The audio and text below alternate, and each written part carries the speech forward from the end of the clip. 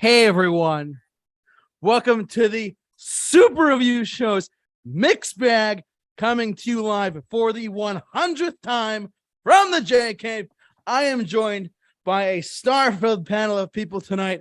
My glorious co-host Bill and many other people we're going to mention in a sec, but we got Bill, Justin, Allie, and Danny Boy Reginald is back. Greetings and salutations to all of you. So hey guys, thank you for coming to the party. Thanks for coming to the party. Yes. So for those of you who may not remember, we had Dan on our overrated TV shows. Justin and Allie helped me out when Bill was away, but now we're all here and they helped me out when you were away. That's right, they did. And I am more than happy to be doing this 100th episode.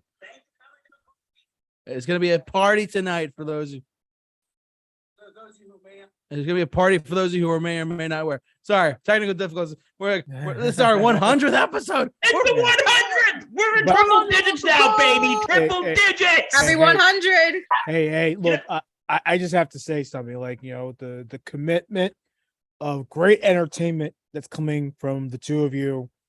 This is really, really awesome. Congratulations. 100 episodes.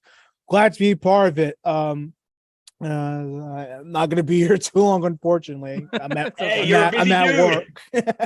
As you can tell, I'm in a cubicle. This is a nice cubicle here. It's a very nice cubicle, isn't it? Yeah, but I'm glad to join in, be part of it as much as I can, and congratulations. I really mean that. It's really awesome. Thank you, my dear friend. Thank you, Danny Boy Reginald, and let's go New York sports, baby. Come on, let's go. Let's go Yankees. They lost today, but let's go Yankees. Yes, let's go Yankees. Of course. And of course, aside from Danny Boy Reginald rejoining us for this episode, we have Allie and Justin, as I mentioned, filled in for Bill and filled in for me when I was busy and when Bill was busy. So thank you both of you for joining me, for joining us again. Seriously. Thank you. So we know because we know with you two, if something were to happen, like if JT and I get stuck in an elevator, we can't do the show, we know who to call. Exactly. Who are you going to call? Justin and Allie, not Ghostbusters. I thought you would call Ghostbusters. Like, okay, Justin and Allie. Fun fact, their number actually redirects to mine, so. What was that, Justin? The fun fact, their number actually redirects to mine, so anyways, you get me. Perfect. So I want to just give a little brief introduction. Small speech, of course, nothing crazy. Get the tomatoes, Justin. Oh God. Anyways, but in all seriousness, though, we've come a long way here at the Super Review Show. When Bill and I were in 2020 was hitting hard, COVID was smacking every possible thing out of the way. You know, the landscape of the world was like, and Bill and I were like, what we should do a show together. We should do a show that we talk about what we want to talk about, but on a rotating basis. And therefore, we came up with the show that we currently have called Mixed Bag. And it was Bill's idea for the title. I'll never forget. We ended our first live stream called Unpopular Opinions. And I'll never forget. There's two things I remember about our very first episode. Number one is that we had a lot of unpopular opinions. Of course, we're countless of topics that we covered over the course of 100 episodes. Number one. Number two, I want to give a shout out to Dr. Matt Hemsley for being our number one shout out for pretty much all of our shows. And, thank you, Matt Hemsley. Unfortunately, Dr. Hemsley could not be here this evening. Yes. But he thanks us for the invitation, and I'm sure he'll be watching later on. Matt, we wish you could be here, buddy, but yes. But thank you. You're awesome. He has come on as well a couple times in the past for overrated or underrated topics or just other shows in general. And obviously, I want to give a shout out to Mr. Daniel Zuckerman. He came on our show twice for overrated and underrated musical artists, and he couldn't be here tonight either. But I actually spoke to him today via text. Because I did invite him last week and I didn't hear back. But I texted him today. Unfortunately, Daniel Zuckerman, like Matt Hemsley, unfortunately could not be here today. So yes, but we tried. They're here with us in spirit. They're here with us in spirit. We try to get them on as We tried to get them on our show as much as we could. And one of the things I just one big thing that I really want to touch on before we get into our 4 topics tonight. It's gonna be a long night, ladies and gentlemen. We're gonna First go thing- on in the words of Lionel Richie, all night long, all night. This is why we have Bill here for the random facts with Bill and the random song facts with Bill. You may get a lot of random facts here tonight, folks. Yes, of course, And of course. plus, because I have a friend who's gonna help me with that. Oh, he has a Corona in his hand. Oh God, help us all. This is brought to you Oh, by Lord. Corona, not sponsored. We're This going to isn't be dealing with COVID-19 a beer, is drunk it? Bill tonight. What was that, Justin? We are going to be dealing with a drunk Bill tonight. Oh, this is my only beer Oh tonight. boy. Oh no. I mean, I don't know what is worse, drunk or high, Bill. Mm. No, Do we really need to discuss me when I'm about me being inebriated? no. But I anyway, mean, that would be a topic of in itself. Oh, so we're just gonna have that as a topic one day. Me sitting here telling you all my drunk stories, and Justin giving extra commentary because he was there for most of them, oh, man. weren't you, Justin? Think Yeah, of the views, JT. Think of the views. I'm thinking about You all the guys want to viewers. see that at a future date? Hey, maybe for number 200, who knows? You know, just saying. But in all seriousness, though, I just want to thank you, our viewers and listeners who have watched us, have supported us, and have brought us to the point where we want to keep going and go past 100 to 101, 2 down the line, whatever. I want to thank all of the viewers and listeners who have stuck with us this entire time. And you all should just deserve a round of applause for being with us as well. And our Let's celebration applaud tonight. the lovely is folks. part Let's of the- applaud them. Hell yeah. And but listen, I don't want to go on too long. I just want to say that this has been a dream come true for me personally, and I love doing this. I'm a big fan of the YouTube space. I'm a big fan of how we could bring different ideas, whether they might be unpopular or popular or overrated or underrated or whatever. I wanted to bring a different type of show to YouTube, and without the fine crew that I have here, without the help that I have here tonight with Bill, Dan, Justin, and Allie, and even honor mentions to Matt Hemsley and Zuck as well, we really could not have done it without you as well. And Also, the Joe people Wiley, who like watches every show. We got to give him a shout out too. there are countless people who I tons of people who are watching live every week, live and watch it and listen to us on Spotify podcasts. You guys are awesome too. There's too many people to list. We have too much to go on. But anyways, that's just my little preamble for the night. Is thank you for being supportive of us. We love doing it, and give yourself a pat on the back for that one. I mean, you could do a visit. I don't really care, but like seriously, thank you so much for everything that you guys have done to help us out, and it's been a good dream come true. But anyways, as we like to talk about here, let's jump over to our first of 4 topics tonight. Which one do we want to start with tonight? Okay, first I want to This say is a true mixed bag tonight. Woo! I think why we're doing this, and correct me if I'm wrong, because I haven't really been involved in much of the planning because I've been away the past couple days. So Yes, Bill was in Vegas. that could be a whole other time. I'll tell you some of that stuff off air of what happened. But remember, what happens in Vegas Stays in Stays Vegas. on YouTube. Vegas. either stays Stays in on Vegas YouTube. or gnaws at my conscience to the day I die. Oh no. Anyway, because I think the reason why we did multiple topics is once you think about it, a lot of these topics that we're doing tonight, they really can't fill an entire show. If we did No. like one topic on this, one topic on that. So you know what? I think maybe this was the reason. I don't know if we were just gonna sit around and BS, but so we could just like kill a bunch of birds with one stone. Peter, don't come after me for saying that. Oh God. Oh, I'm sorry. Feed a bunch of birds with one stone. Oh, That's kind of worse. I'm calling There Peter Bill. was a thing about a year or two ago when they were trying to include more animal-friendly language. So instead of kill 2 birds with one stone, it was feed 2 birds with one scone. all right. Well, People break their Now, beak.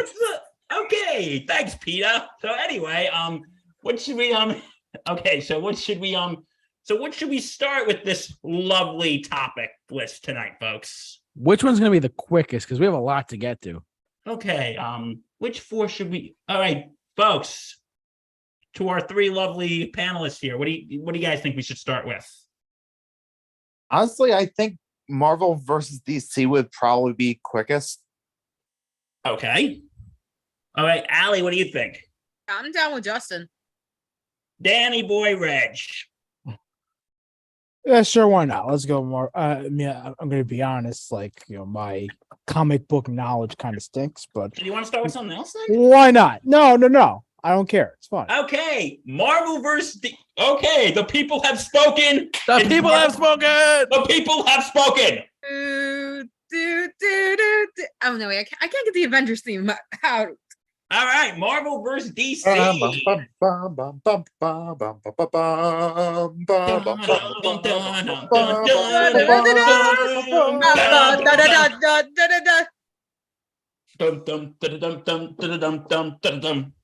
No, wait, that's the Pirates of the Caribbean. Sorry. Oh, don't sue us, Disney. Oh God. Just kidding. Disney's new super review show. I can see the headlines already. Sue's random YouTuber. What? Who wants to go first and share their thoughts on Marvel versus DC? Which one's better or worse? Can you keep in mind there is a correct answer? Well, the correct answer is Marvel. Wow. Well, that was easy. Okay, good night. Okay, Good night, let's everyone. stop, Bill. I think that's a little unfair, to be honest, because I think there is a solid case for DC. Even if you're just talking movies, which I think we are in this case. Yes. Okay. Yes and no. Because you what? I got a question. Are we talking about like just the MCU? Are we talking about like the Marvel? No, movies? let's Yeah, include everything. We're including everything. So we're finally getting X-Men in. Yep, you gotta include the X-Men. You gotta include Superman, Christopher Reeves. You have to include Batman 89. You have to include The Dark Knight. You have to include Joker. You gotta include everything. Okay. All righty. Oh, God. I'll be with you folks in 1 second. All right. Well, Bill is taking a break for a second. Just had a little spillage, but everything's fine. Everything's going great, guys. Don't worry. Everything is awesome. Wrong universe. Everything is awesome. Everything is awesome. I mean, there is the Lego DC universe, but That is true. Everything is awesome. Everything is cool when you're part of a team. All right. Enough dilly dallying. Let's get down to business. Yes. I will Okay. say this. I'm just kidding. Go ahead, Justin. Go ahead. I'm just kidding. no. You go ahead. I was Sure? gonna talk around Flip a myself. coin. Flip a coin. All right. This is my only, if we're going to get it without getting super, super technical, I will say this. There's two different aspects I look at this. I look at the Marvel versus DC, like debate or arguments that always happen amongst fans. And let's be real. They're both great. You're going to pick one over the other no matter what, but they're both great. With Marvel versus DC, I've always looked at it like this. Marvel has the better teams, whereas DC might have the better characters. Hear me out for a sec, ladies and gentlemen. Hear me out. I will say this. When you think of like some of the best characters, regardless of media, some of the best characters of all time, you think of Batman and Superman and Wonder Woman. You have your DC Trinity shining galore. Hear me out for a sec. That's one thing. You have your undisputed kings and queen of comic book characters in general.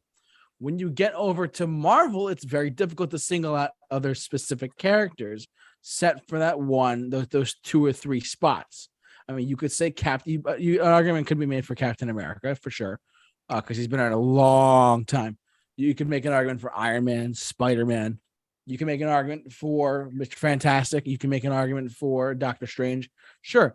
But the list goes on and on from there. I will say this, though. Marvel has the better teams. When I think of the DC universe, the only really team I think of is Justice League and Suicide Squad.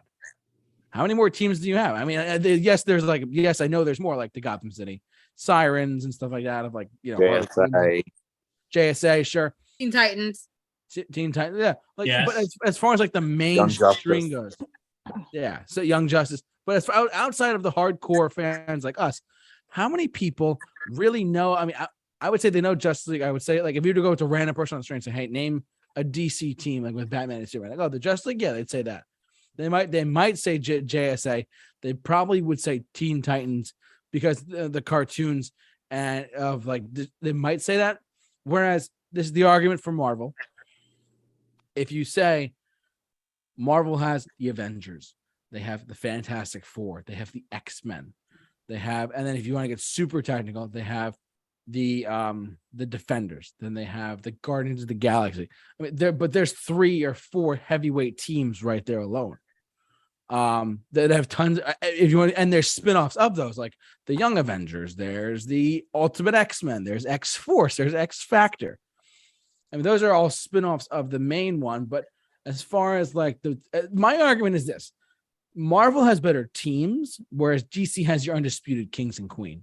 That's me personally. That's the way I look at it. But I'm curious to see what you guys have to say as well. Well, and that's a fair point that you're making there, is that I think DC definitely focuses more on the individual rather than the Marvel comics and films and all that stuff. So that is actually very, very cool to distinguish that. I just think, my honest opinion, I think the greatest superhero of all time is Superman. It's hard to argue against that. I That's a mean, fair argument. Superman could do it all. But the content that Marvel gives out is absolutely can't miss every single time. So that's why I sort of lean towards Marvel, because at least you know you're going to get something great out of that. DC, it's hit or miss. You don't really know. Even some of the DC shows that they air on TV, like you don't really know what you're gonna get. Marvel, you always know what you're gonna get, and you know it's gonna be get great reviews and all that stuff. So that's just me. But you also kind of bring up a weakness to Marvel in that you know what you're going to get. They kind of play it safe. DC, on the other hand, will take risks. You have movies like Joker, you have the Suicide Squad from James Gunn and his Peacemaker series, which was batshit insane in all the best ways. Exactly. Yes. But you know what? I'm going to agree. I'm going to counterpoint with Dan for a second and agree with Justin. Is Marvel, for what it's worth, and I love Marvel. Like Justin will tell you, I love Marvel. But the thing is Justin, I think you're right. Sometimes they play it a little too safe. They do play it a little too safe. But they did break out a little bit when we had what was it? In 2014 when we had Guardians of the Galaxy. Mm-hmm. Because I remember, Justin, you said this to me, and I remember you said this you said this in the year of our Lord 2014. And I stand by this statement. You know what I'm going to say, don't you? Yes, I do. Okay, what am I going to say? If this movie is a success, Marvel can print money. That is what you said in the year of our Lord 2014. You said that. You said if Marvel and I said, well, what if the movie bombs? And he goes, well, they just have to stick with the formula if the movie bombs. But you know what? Like, here's the thing now is, and it's like, but my problem with DC, I'm speaking about DCEU. We are going to talk about other things with DC, right, folks? With the DCEU, I think compare that to like the DC movies before the DCEU became before the DCEU came. Like, I think why those pre-DCEU movies were better in DC is because DC wasn't trying to compete with anybody, if that makes sense. And now the problem is now with the DCEU, and guys agree or disagree, they're trying to be Marvel. They're Mhm. trying to, their constant thing is we need to catch up to Marvel.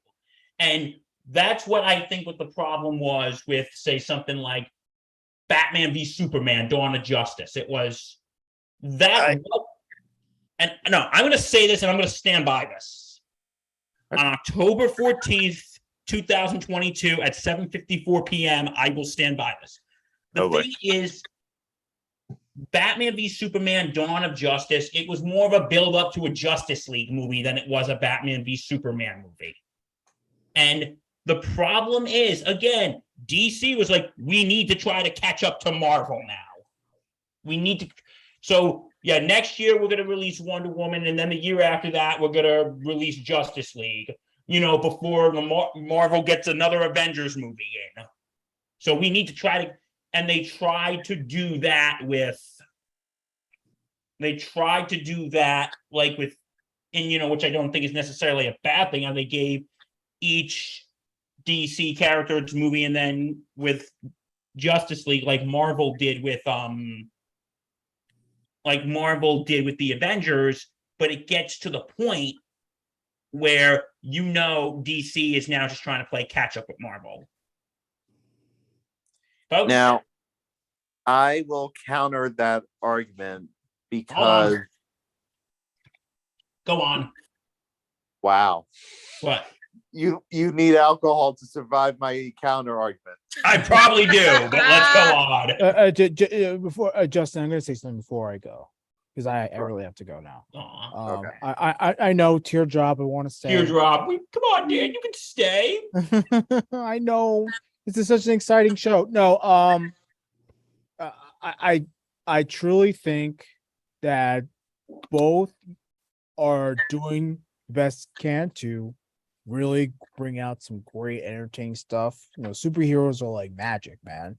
It's awesome to watch. So it's amazing what they do, but go Marvel all the way. All right, guys. Got peace out. All right, bye, bud. All right, Thank you, peace. Danny Boy Reginald.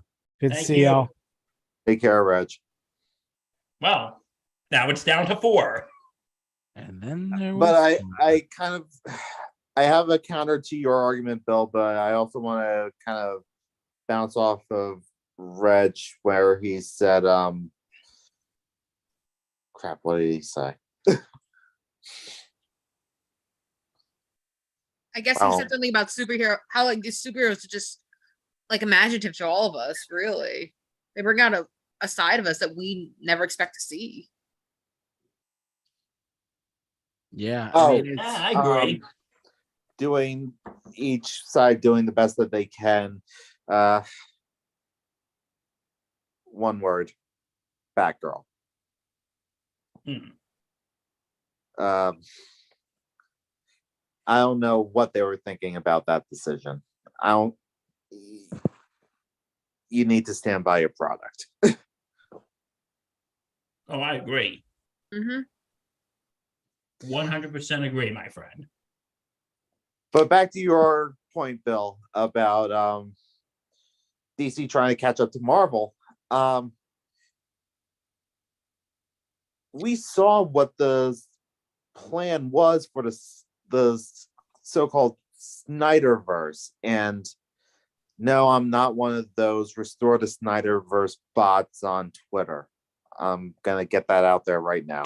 But there was a blueprint, a definite blueprint to what Zack Snyder had in mind for his universe. And it was going to be completely different to what Warner Brothers want. I think Warner Brothers was more the ones that wanted to catch up to Marvel, where Snyder just wanted to make a movie, make his universe. But can we all agree that the Snyder cut is better than the Whedon cut? Oh, 100%. The Snyder cut's actually pretty damn good. It was Jeremy Johns' number one movie of 2021. I know. Coming soon, Super Review Show commentary, the Snyder cut. 4 Yes. hours long. Who? Yo. You Wait, guys wait. in? You guys in? Let's do it. Allie, you I'm in? down. Justin, I'm you down. in? Depending on what it is, I'm in. We'll pick a date. We'll make popcorn. We'll have a good time. Not just because I'm in school and I have to work as well. So We'll figure something out, Allie. Don't worry. We always do, don't we, JT? We always do. We'll make it work. No worries. All right. I'm sorry. Go on, Justin. No, I was just arguing that Warner Brothers is more the ones that was trying to play catch up to Marvel, whereas Snyder, he just wanted to build his universe, tell his Justice League Injustice story of Superman Breaking Bad, which I'm conflicted about, but I still would have wanted to see it just out of sheer curiosity. Out of sheer curiosity. Yeah, because what they were building towards in the Snyder Cut, I was intrigued about. I would have wanted to see where that was going.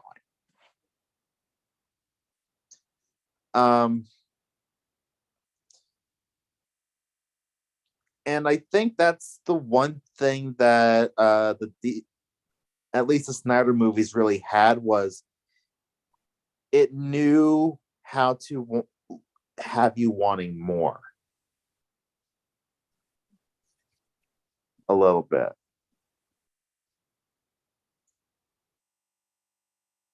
Yeah. I agree.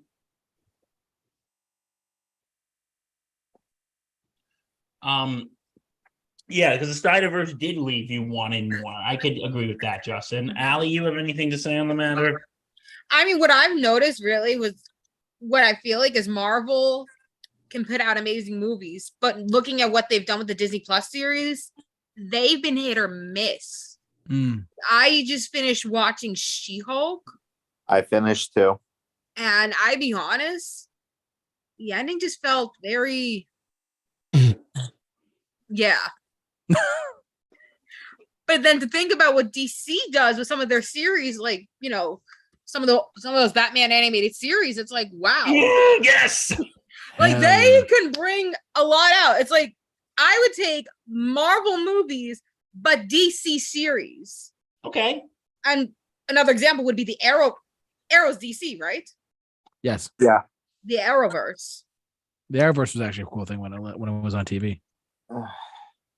See, I have my own gripes of the Arrowverse, mostly with the Flash, because it's just a police procedural with superheroes. It really is. It's almost embarrassing. But I will kind of defend She-Hulk a little bit, because one, it's a sitcom. It's supposed to be a full-blown comedy. And two, I think I know what you're talking about with the ending, with how, spoilers for anyone who hasn't seen the last episode of She-Hulk. I'll give you time to press mute or lower your volume. You've been warned. Yes, I have warned you all. I am You're welcome. spoiling the big twist of episode 9 of She-Hulk. Essentially, what happens is she not only breaks the fourth wall, but utterly smashes it. When she asks the audience if this is working for them, it cuts to the Disney Plus Marvel landing page, and she's like, "Wait, what is going on here?" And she's like, "No, this is not how we're doing this." And she breaks out of her show and goes into the behind the scenes video for She-Hulk, and breaks into her own writing room asks them what the hell's going on, and they're like, well, this is Kevin's idea. And she's like, well, I want to speak to Kevin. Not Kevin Nope. Feige. No one speaks to Kevin. And in this universe, Kevin is just this AI altered version of like MODOK. And Kevin's actually an acronym for something. And she's like, this ending's horrible. What? Like, and she starts calling out all the problems with Marvels, how they all end the same, how there's always daddy issues. Where are the X-Men? More Daredevil, please. 2024. Yes. Hell yes. 18 episodes. So psyched. Woo! I'm through the roof. But yeah, it got really, really meta really fast. And it kind of pulled Blazing Saddles, where it's like it just wraps everything up in a nice little bow, almost too conveniently.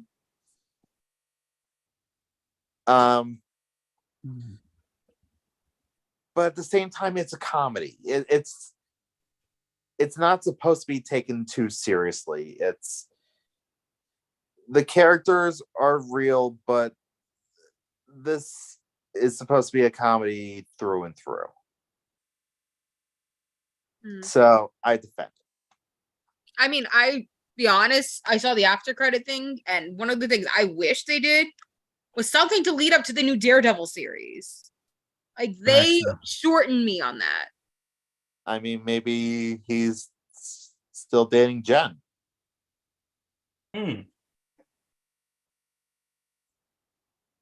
But I would love to see Jen in Daredevil. So that's probably gonna be burned up to a crisp.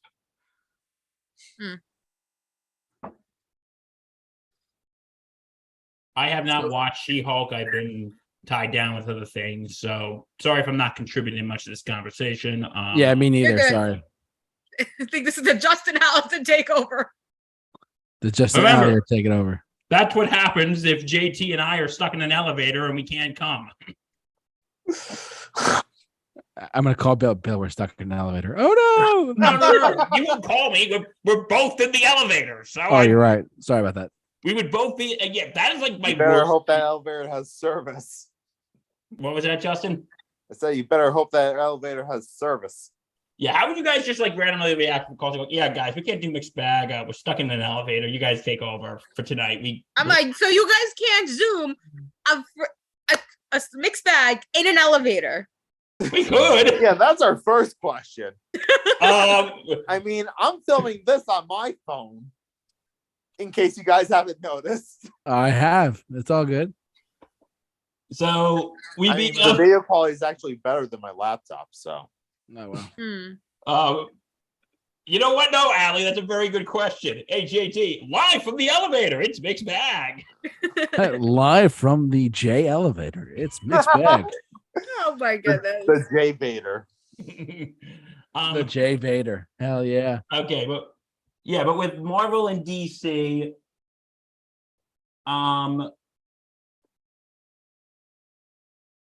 okay, but with Marvel and DC, I'm sorry, I'm a little lost here, and I'm still recovering from coming home yesterday, folks. So just bear with me. But you say DC has the better shows, Marvel has the better movies. Yes. Yeah. So why don't you like about the Marvel series? I just I don't know, I want to say with some of the series, they're hit and miss. For example, WandaVision. That was a real good series, and it just led up. Oh, I loved WandaVision. It was good. And it led up to Wanda turning villainous, having a purpose to be the Scarlet Witch. Yes. Another one for me, one of my favorites, Loki. Oh Like, my I God, that love was, great. and I can't wait for season 2 to come out in like about a few months. Hey, Justin, my favorite line from that: the alligator, and that's not the. I forgot the rest of the quote. Which I'm disappointed to say is not the craziest thing I've seen today. Like, Me as those a are kid, some. me as an old man, and me as an alligator. Why the hell is there an alligator here? It's a Loki. We shouldn't forget President Loki. President Loki. Loki His 2024. arm just gets bitten off. And the music that was playing, I swear to God, it sounds so much like Rick and Morty music. Rick and Morty. But with the Marvel series, sort of like with the with Disney Plus, you guys think they're just like cranking them out so they don't have to make more movies? That's what I feel like with what I'm saying is like they feel like they're cranking out all the series. Like, for example, Moon Knight. I felt it was a little underwhelming. They, I I didn't feel like there finish should have it. been more. they just pop them out. Hey, we gotta pop them out so we don't have to make more movies and Hmm. shorten these phases. Yeah, I didn't finish it. I don't know. I don't know about Moon Knight. So, but I felt like I could have easily skipped over that one and not miss a beat. I do So- need to watch the rest of Miss Marvel though. So anyway, anything else on like the series and stuff? Because I have another thing I would like to bring up in all this. Bring it up. Justin, you have anything else to say about the series? One thing. Okay, I got it. think What If really does get too much hate. I mean, come on. It's a That's such a good show. And the best episode, Justin. I am the watcher. I watch, but I never interfere. the best episode's definitely the Doctor Strange episode. Really? I gotta say zombies. Okay, Zombies is good too, but come on. Zombies is the best episode. I mean, Okay, come on. Who would want to see Zombies the was the most adventures of zombies? entertaining one. But like on the storytelling and they gut punch, I just remember the bleakness of episode 4 staying with me Oh, for days. I was like, oh my God. He destroyed the entire universe. you know what I think? And I've mentioned talking to, I don't know who I talked to, but some of the things in What If is actually in the Doctor Strange multiverse of madness. Like, it's a huge correlation. Like, Oh. for example, episode 1 of What If, we get Captain Carter. Yeah. Yes. And then the Doctor Strange thing when he destroys his whole universe. Wouldn't you think that's the Doctor Strange had to face? I mean, so I do think that the What If show is going to tie into the bigger MCU eventually. Unlike some people out there in the internet, I really do think that they're going to tie it in somehow. However, I don't think that the Captain Carter from Multiverse of Madness was the same Captain Carter as the one from What If, because I think Captain Carter is returning in season 2. Spoiler for Doctor Strange. That was such a backhanded spoiler.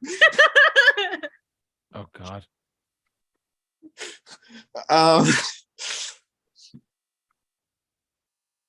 And the destroyed universe from What If was very, very different from the destroyed universe from Multiverse of Madness, and that was more caused by an incursion from dreamwalking.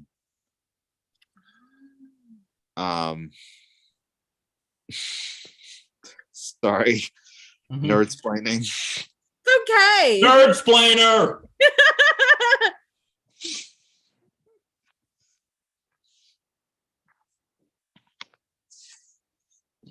Stephen Strange. Possessing a deep dream body is illegal in these parts. Forbidden. Cease your dream walk. Oh my god, that was great. I mean, come on. That was Oh. so cool. Oh, I should have mentioned the I zombie. love that movie. The zombie reference. We got zombie strange. in that So movie. much Evil Dead references in that. We do. And just seeing Bruce Campbell just like punch himself. Yep. Crazy. Okay. Great callback to Evil Dead 2. Okay. Now can I say what I was going to say? Yes. Sorry. Here is what I'd have to say about Marvel and DC. I think pre-MCU, so pre-2008, I'm going to say DC was better. Okay. Mhm. Because and except for one movie, and you know what that is, and we'll mention it in a little bit. You know what I'm talking about, folks. Yep. But even because that was like with DC, that was like the first real thing and like even like with tone changes, because what were the first things we've known when DC started making movies? Like the things we knew on the big screen were, of course, the Adam West Batman movie.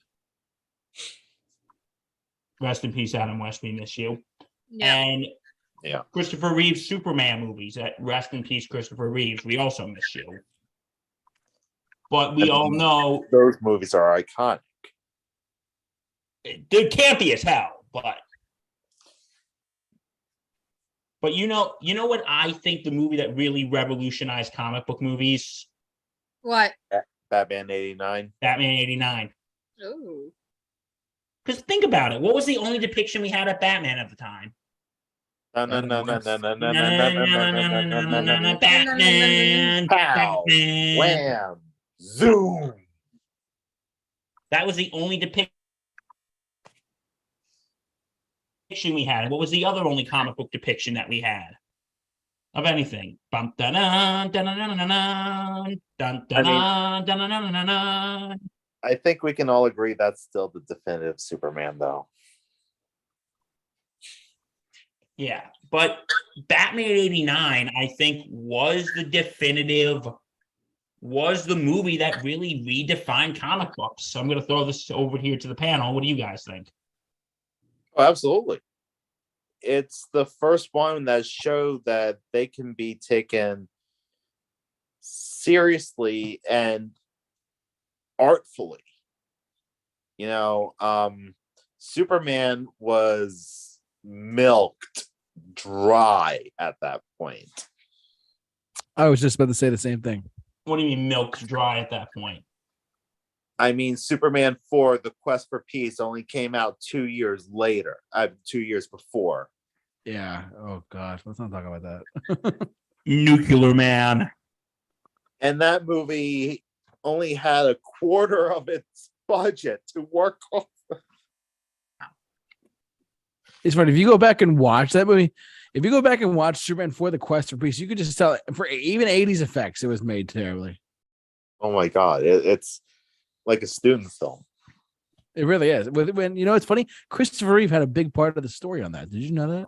I did know that. Yeah. Yeah, he was like, let's get rid of all nuclear weapons and have Nuclear Man come out of nowhere. Wow. It's like Batman 4 and Superman 4 suck. If you think about it, because Batman 89, Batman Returns, Batman Forever, then Batman and Robin. Batman and Robin was the fourth installment of that series. Yeah. And then Superman 4: The Quest for Peace was Superman 4. It's weird how they kind of copied each other if you think about it. Okay, you know what? I got an interesting question. What's up? What's worse, Superman 4: Quest for Peace or Batman and Robin? Justin, that's you.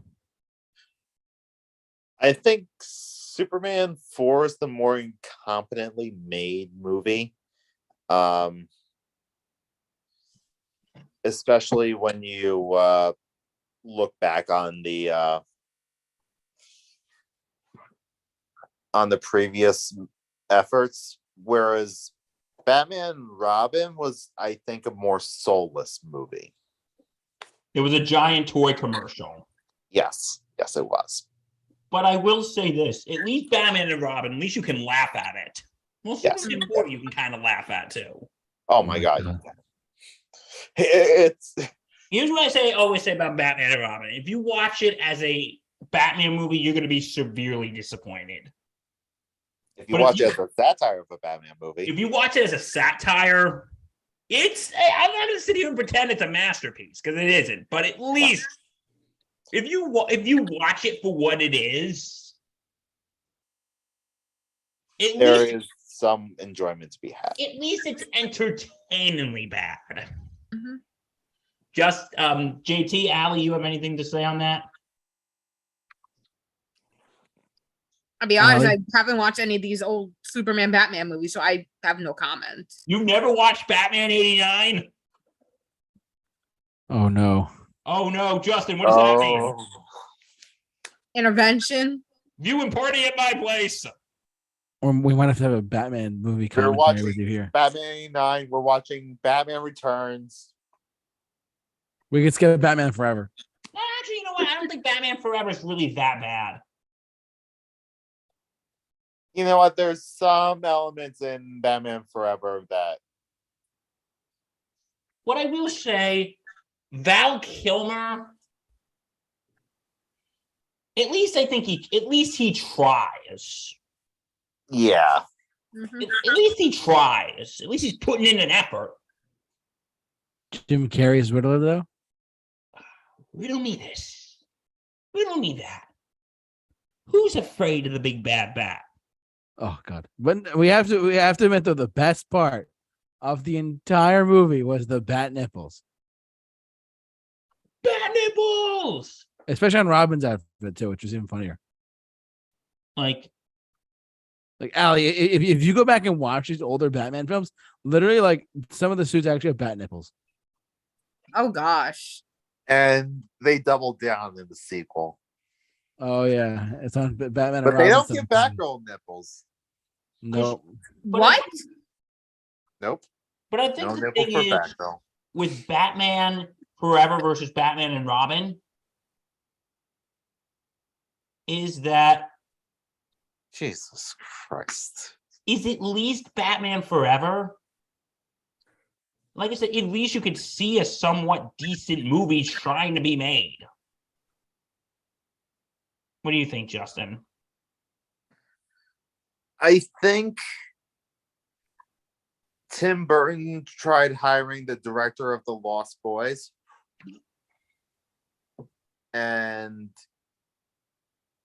he wanted to take it in a lighter direction. And this is what we got. it's so bad. I feel so bad for Chris O'Donnell as Robin. Well, you know what? Like, here's the thing. With Chris O'Donnell being a whiny little you-know-what, like, Batman Forever, I can understand. Yeah. His parents just died. And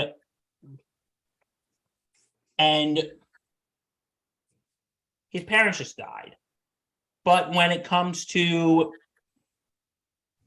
Robin in whatchamacallit, in Batman and Robin, he's a whiny little you know what. Yeah. Mhm. You go, like, but because I also think if you take Robin from like the Adam West series versus the Robin in they're sort of like products of their time. Like the Robin in the 60s series was like the Golly, Batman. the 60s, early 60s. It sounds terrible too. Sort of boy wonder. Well, the 90s is sort of like the 90s grungy angsty teenager type. Good God. And if Robin shows up in the DCEU 2020 something, what will he be? Well, it won't be Jason Todd. We know that much. Oh my God. Yeah, but Well, maybe it will be, but it won't be Robin. but I think Batman 89 revolutionized comic book movies. Mm. And it really showed, you know what? We can be serious when it comes to comic book movies. We don't have to be bow, whap. We could be that. But then we all know what I think really revolutionized comic book movies. You know what movie I'm going to talk about? You all know- Spider-Man. No, from DC. The Dark Knight. I think that stamped comic book movies. What do you guys think? I mean, it's an amazing crime movie. You know, it broke the barrier of a comic book movie being taken seriously by the wider public. It is so grounded. You have the only outlandish part about it is the main character dresses up like a bat. Yeah, Yeah. it's on the wheel. And the bad guy dresses up like a clown. Yes. They're two people probably on the opposite side of the same coin playing dress up. And the entire city is getting killed over it.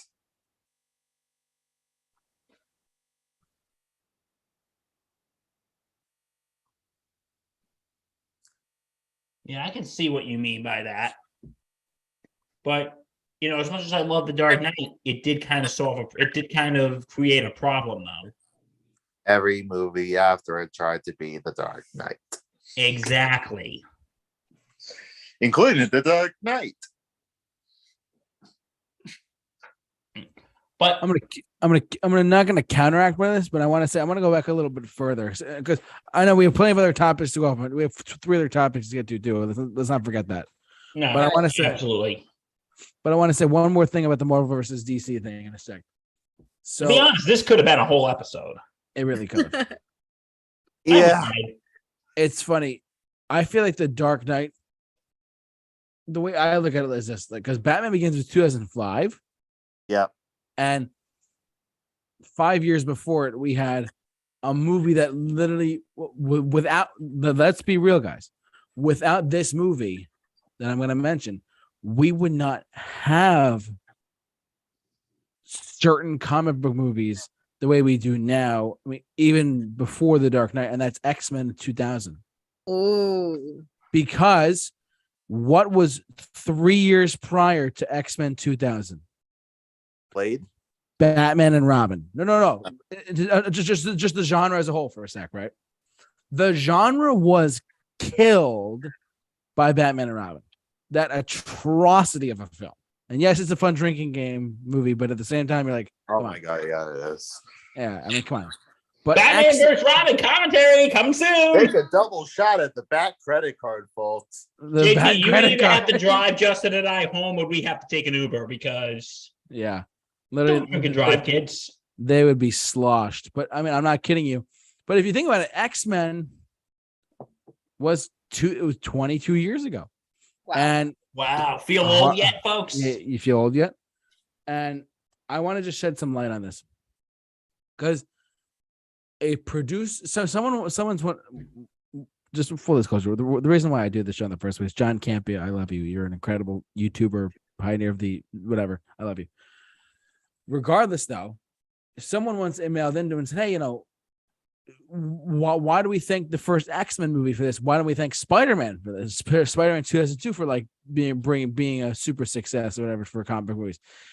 He actually said that one of the producers of the Sam Raimi Spider-Man films, I'm not sure the name of the producer off the top of my head, he said, we wanted to see what X-Men did first, and then we did Spider-Man afterwards. We wanted to see how successful a superhero movie would be in a different context. And then we got Spider-Man 2002. Then we got Batman Begins. Then we got Iron Man. Then we got The Dark Knight. And then it went down from there. Just as a genre as a whole. That's the way I look at it. Because let's not forget the importance of X-Men 2000. Just saying. Importance, yes. Did it age well? Mm. The effects are also dated. I mean, they're from 2000 as well. But, And the costumes. when they were all black, though, I mean, it was pretty cool. I mean, did you expect them to go like Dark Phoenix, where they're all like yellow costumes? No, that would look cheap. Oh, what do you expect? Yellow spandex? Exactly. Yeah. Though. I kind of did though. You can't expect a yellow. They could make spandex. it work. They could have made it work. That's all I'm saying. Okay. Well, I think it was at the time though. Personally, I feel like we got the film we got, and I think it was a pretty good intro. It resurrected the genre. I mean, yes, Blade was 1998, which was 20. My birthday's tomorrow, 24 years ago. So, yeah, do the math there. Blade was 24 years ago, and we've been living in this empire of comic book movies since really X-Men came out and resurrected the genre from the horrific, terrifying bat credit card drama of Batman and Robin. Let's not talk about it. Anyways, we live in a world where it doesn't exist, and it's a wonderful world. Yeah. Oh god, it is a wonderful one. But bottom line, we could go on about this for a long time. We still have 3 other topics to get to tonight for our 100th spectacular. But yeah, bottom line, Marvel versus DC. Ultimately, guys, is what you guys have to say. It's what you guys have to say. We are fans of both. I'm a fan of both. I mean, Justin's a big fan of both. My personal opinion is, I would say pre-2008 up to The Dark Knight, I would say DC. Okay. Post-Dark Knight, Marvel. I can get behind that. That's because fine. I think Marvel has been doing a better job. Because like I said, and I know Justin countered that, I feel like at this point, DC's just trying to play catch up to Marvel. I feel like they're just doing that at this point. And you know, they have made good movies. Batman v Superman. Right. The And Ultimate Cut's better. Let's not forget, guys. In X-Men 1, we actually got to meet Hugh Jackman for the first time as an actor. Yes, we Wow. Just saying. So, anyways, any other comments from Marvel versus DC, guys? did. I think we're pretty much good. What do you guys think? I'm good. All right. Yeah. Oh, I'm there is one satisfied. more thing. Yes. One more I thing. heard Hugh Jackman's going to be the next Deadpool movie. Yes, Ooh. Yeah. that is confirmed. Hugh Jackman is back. Speaking of Deadpool, Hey, Justin, Hugh, did you get You that want to thing? be Wolverine in Deadpool 3? Yeah, sure, Ryan. Yeah, exactly. Speaking of Deadpool, Justin, did you get that thing I sent you? Yeah, I saw it. Deadpool was on the Las Vegas Strip. Probably saw a lot. I did. Oh my god. Listen, anyways, we can go on about Marvel and DC all night and which one's better, which one's worse, whatever. Movie wise, comic wise, character wise, whatever. We can go on for a long time. Anyways, All night long. all night long. We're having a special long show for tonight. Let's jump over to what was our next topic again? You want to go? You want to save that that thing we've been trying like for last then, because it's probably gonna be the most strenuous one. Sure. What do you guys want to do? That big one I was telling you about, the one I've been wanting. Let's save that one for last. Just because it's gonna be the most strenuous. So Okay, so let's move on to the music topics then. okay. So we have 2 music topics for you. First, we got one. The first music topic is which one are we gonna do first? Okay, which one do we want to do first? Boy bands or Super Bowl halftime? Let's take a Yeah, we do. vote. Let's do boy bands. Okay, we are doing boy bands. That Do was the really Beatles quick. count? This That's one? what I'm wondering because I've been thinking about it. This Yeah. one? Just say the Beatles are the OG boy You know band. what? They Come to are think about the it, this OG opens up a boy good band. conversation. They are. This opens up an interesting conversation.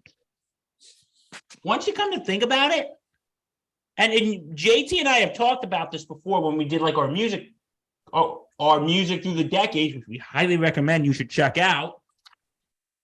And I got another idea for that I'm kind of just making this up as I go along. We'll do that after this segment, if that's okay. I have an idea. I'm sorry, I just came up with it. Ideas are fun, aren't they? Okay, here's the thing, because we talked about this, JT and I talked about this when we did the 60s in our music through the decades. We did. The Beatles, and even when you get into like the Motown groups like the Temptations and the Four Tops, and other groups like Frankie Valli and the Four Seasons, not Motown, but stay with me. Once you think about it, they were the original boy bands. Yeah. Yeah. 100%. What do you guys think? Absolutely right. And don't forget the Beach Boys. Oh, DBB, baby. I mean, they had the same hair, they dressed the same. They were chased around by women everywhere they went. They were a boy band. They were, maybe because I think one of the defining thing is like sort of that close harmony vocal style. Is also a big definition of boy bands. Agree or disagree? Yeah. Agree. All right. So while we talk about this, I have to ask, should we include those type of groups, or should we just go right 80s and 90s and whatever? What do you guys think? Oh, we have already mentioned being the Should OG. we include them in this debate? What do you guys think? I kind of just wanted to bring it up just because it's an interesting conversation to be had, but No, good. We can It's continue also- this it's also a conversation. cop-out It's answer. interesting. it is also a cop-out answer. No, I do So- want to ask you, Justin. Why do you think the Beatles are the original boy band? I'm gonna let you two chime in. I want to hear Justin's argument here. Okay, so let's look at the Beatles. All right, Let's do it. Oh, by the way, Justin. I saw when I was in Vegas, I saw the Cirque du Soleil Beatles show. yeah, It was amazing. right, It was absolutely amazing. right. It was so good. Now you see why I gush over it so much. It was so good. Okay, for those of you, I was in Vegas for the past week. I just got back last night. But when I was there, one of the things I did is I saw the Beatles Love Cirque du Soleil show at the Mirage, and it was freaking awesome. It was freaking amazing. I remember, Justin, when you said it, you said you felt like crying during it, remember? Mm-hmm. See, I remember that when you said that. Now, can you figure out what part that was? I'm going to say it's the While My Guitar Gently Weeps. No. Okay. Was it Yesterday? Nope. Was it the right before the Hey Jude? Nope. Okay, what was it? It was the ending of Glass Onion into Eleanor Rigby. Oh, that was really good. I like that. Yeah. Yeah. And one more thing before we get on to this conversation. But no, you know what I really liked when they were playing that Indian sounding song? I forgot the name of it. Within You, Without You. I think that was it. And they had like that giant like parachute type thing. Yeah. That I thought was really cool. Yes. And I really like how they used the song for the benefit of Mr. Kite. Oh, I love that version. You know what? Because for the benefit of Mr. Kite, I think it's a very underrated Beatles song. It is. For the benefit of Mr. Kite, there's gonna be a show tonight. Trampolines. And I think like of the people I was with, I was like one of the only people in that group who knew that song. Wow, people. But yeah, it was a really but if anyone's in Vegas, go see that. It's absolutely phenomenal. I was talking about the Cirque du Soleil Beatles show Love. Go see it. It's absolutely amazing. Okay. I'm sorry. Sorry, we had to gush we had to gush. Sorry, I know you guys don't want to hear me talk about my trip all day. So anyway, yeah, the Beatles. Okay, so why would you say they're the original boy band, Justin? All right. Well, let's take a look at them. They dress the same. They have the same haircut. They get chased around by women everywhere they went. The whole Beatlemania thing. You look at the boy band today. They're kind of the same thing. They're meant to have a certain hairstyle. They're meant to have a certain look. They're meant to attract young women everywhere they go. It's BTS. It's That's modeled. the only one I know that's a current boy band today. Big Time Rush. Big Time Rush. You had. Oh yeah, they reunited. I think you had Backstreet Boys. You had One Direction. One Direction. All 1D, these, baby. 1D. all these groups that like women just went gaga over. In Sync and the Backstreet Boys. Anyone? We're gonna get there. Oh, don't forget Boys to Men as well. Boys to Do you Men. really consider them a boy band though? Or if you want to get a little soulful. Justin, I would literally pay you just to say that again. Put that on a t-shirt.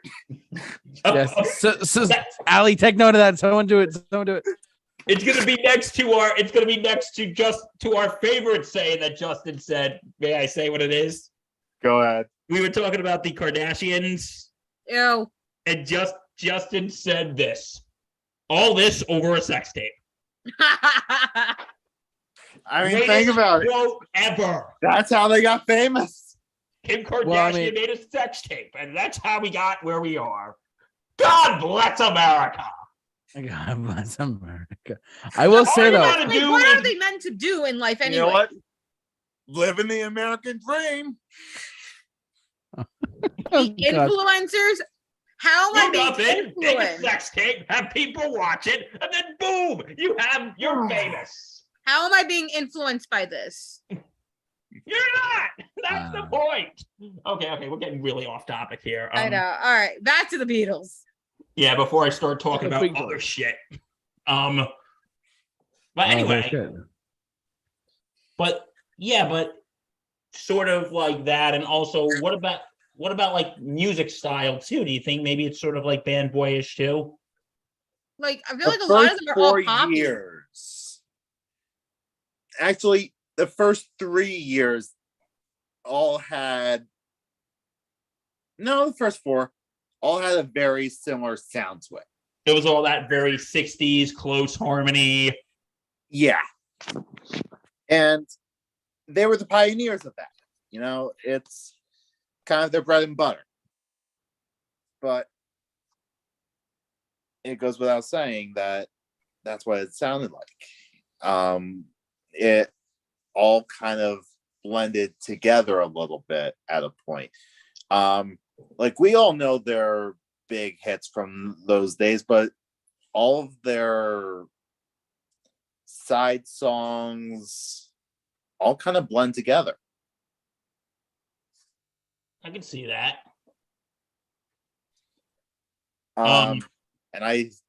And that's kind of the same thing with boy bands. You know the hits, but all their other stuff just fades in the background. I would say post Rubber Soul. That's I think when the Beatles started changing their sound. That's what I'm getting at. Yeah. Post Rubber Soul, that's where I think they started changing their sound. Even agree. with Rubber Soul, they were changing their sound a bit. Yeah, I agree. I think after that, their sounds, I would say even on Rubber Soul, their sound became a little more grittier. Even the lyrics too. You look at a song like Norwegian Wood. The Norwegian Wood. Yeah, exactly. I once had a girl, she once had me. She told me her room, Norwegian Wood or whatever it was called. I was like, what? Yeah. And also And on then she left Revolver. him, and then she set the building on fire. My God. Revolver, which I think is probably one of the most underrated Beatles album. Yep. My favorite song off that album, Justin, or I'm going to start with you. Do you think you can guess what my favorite song off that album is? Tomorrow Never Knows. Taxman. Oh, Because I really think this was the time when George Harrison was really emerging as a songwriter. Mm. Oh yeah. And that was a serious song once you think about it. When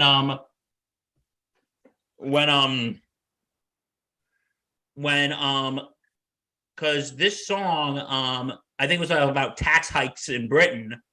Yep. Because the line in the background, the Mr. Wilson,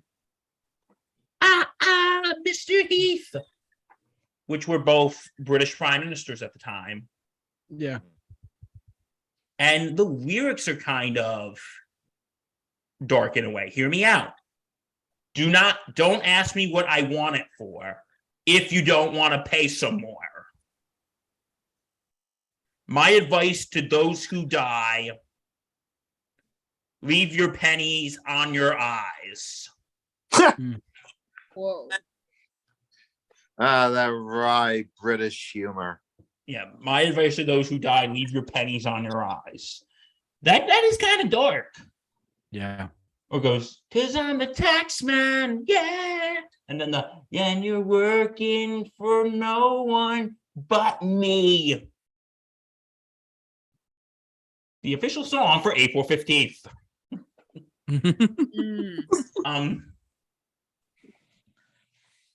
But yeah, I think Rubber Soul and Revolver, I think that's when the Beatles saw their sound starting getting grittier and their songs started becoming darker.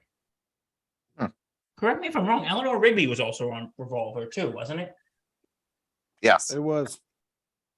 So is got to get you into my life, and You know what that song's about, folks? What? The good ganja. It's about weed. Hmm. Yeah, got to get you into my life. It's about weed. Yep. Got to get you into my life. Da-da-da-da-da-da. Whether you do it or not, we don't judge. We don't judge here. Oh God. You can do it whatever you want as long as you're not hurting anybody. Oh yeah.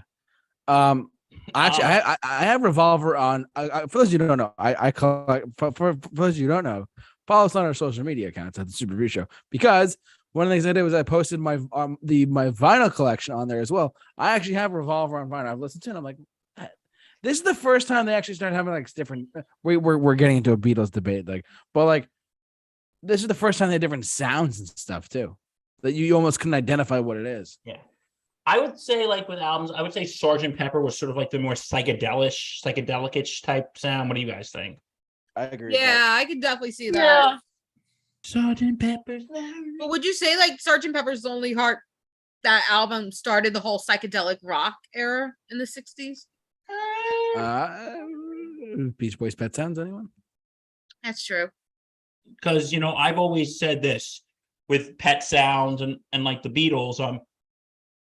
Rubber Soul inspired Brian Wilson to do Pet Sounds, and Pet Sounds got the Beatles to do Sgt. Pepper. Yes. Wow. So I think Pet Sound was a response to Rubber Soul. Sgt. Pepper was a response to Pet Sound, which Justin has still not listened to. You haven't listened to Pet Sounds? What's wrong with It's you? on my list. How Paul dare McCartney's you? favorite album, and God only knows is like his favorite song. How dare you? Sherb! I will order you the album for Christmas. On record. Hey, I have a record player. God Me only too. knows what I'd be without you. I just need a cord for my Okay, Okay, we're getting really off topic here, aren't we? Boy bands, boy bands. No, but you know what? I want to ask if you think this other group is a boy band. Oh boy. Justin, you're very scared, aren't you? Who? What are you thinking? Jackson 5. Yes. Yeah. You think they're a boy band? They're like a family boy band in some ways. Managed by their father. Who less said about him the better. Oh yeah, by the way, you know what? Since we're talking about The Jackson 5 was the original NSYNC. You know, since we're talking about it, Michael was the star, much like Justin was the star. Ooh, hard to argue against that, my friend. But I just want to say before we go on, I have to address something. And I have to address something really serious.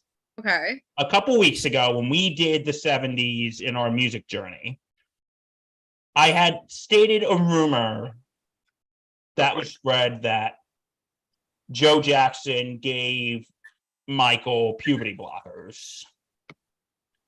That was something I heard from someone, and I tried looking it up. I always say, you ask 50 different people, what are you going to get? 50 different answers. You're going to get 50 different answers. But then it had looked at from a lot of the sources I was seeing that was, this is where I'm leaning. I could be wrong, but that was not true. So if any of the Jackson family is watching this, I am sorry. I did not mean to defame the character of your father. That was an accident. Please don't sue me.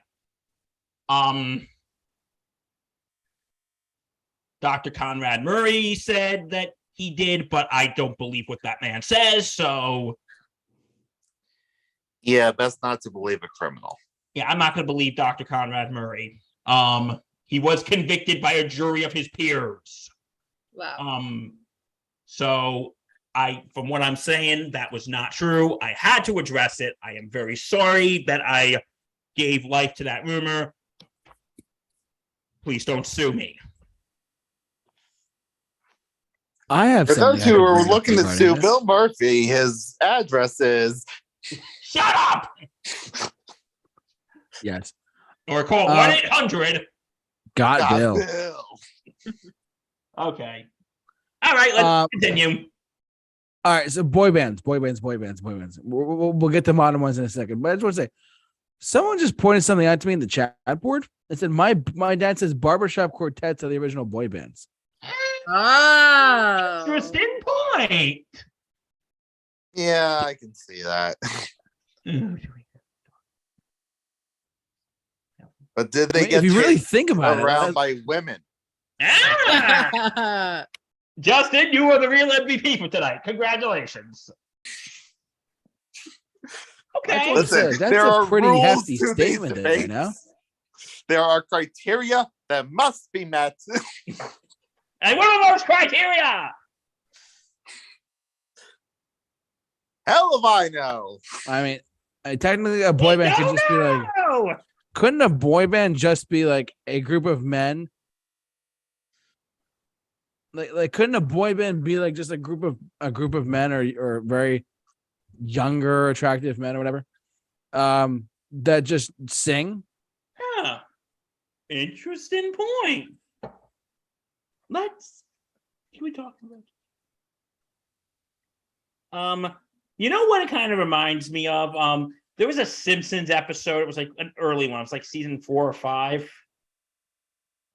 It was the Homer's Barbershop Quartet episode. It's like, you know what I'm getting at, Allie. Thank you. So I'm not crazy. Are you sure you're not crazy? At least not according to the New York State Board of Psychiatrists. I've been meaning to tell you, Bill. They called when I was away again, Justin. Listen, someone had to screen my your emergency calls. contact. What was that? Listen, someone had to screen your calls. Okay, what do they say? They're amending their decision.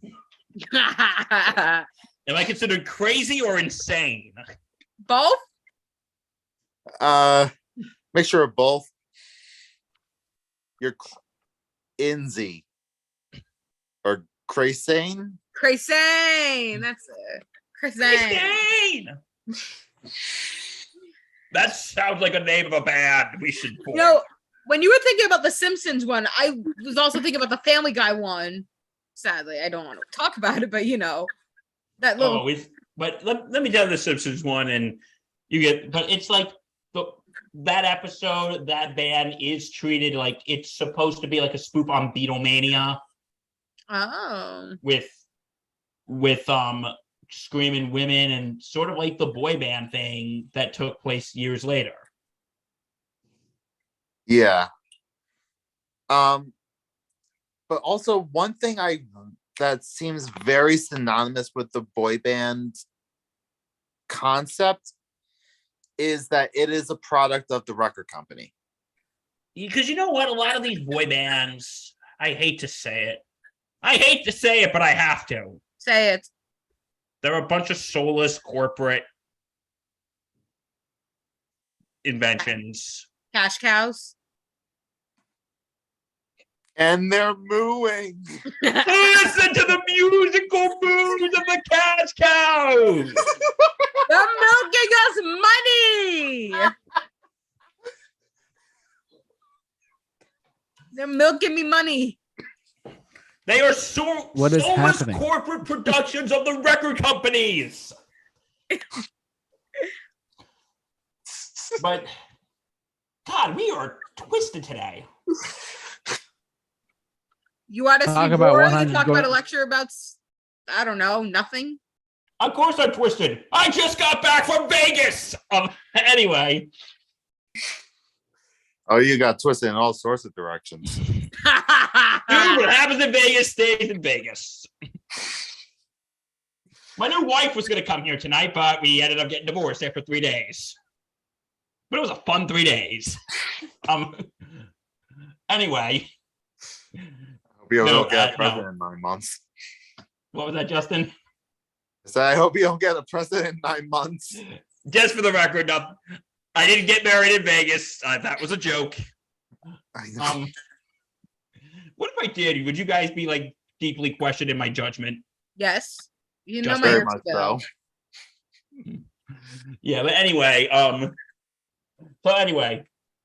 yeah, but your father's point, I could see that.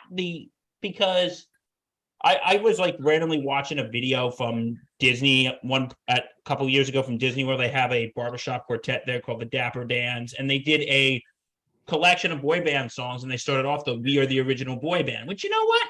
Yeah. Good point. Thumbs up. Good point. So I guess Thumbs up, Mr. Mahoney. Congratulations. Thumbs up.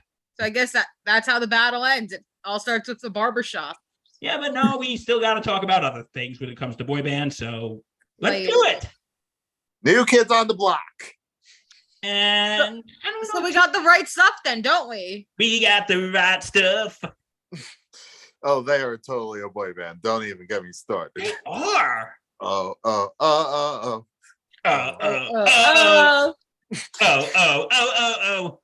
The right stuff. Or how about Hang Tough?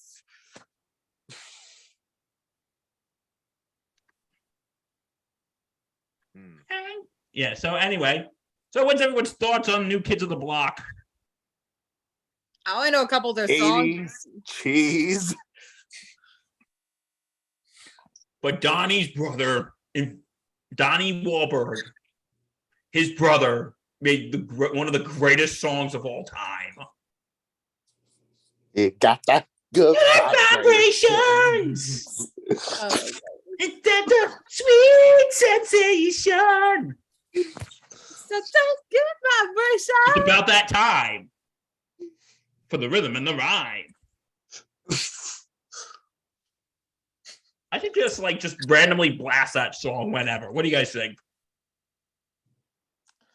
Yeah, see what happens to you. Okay, I'll be honest. I don't know much about New Kids on the Block. You guys know like anything? Just a couple songs. That's it. All right, let's go. I just played my hand with those two songs.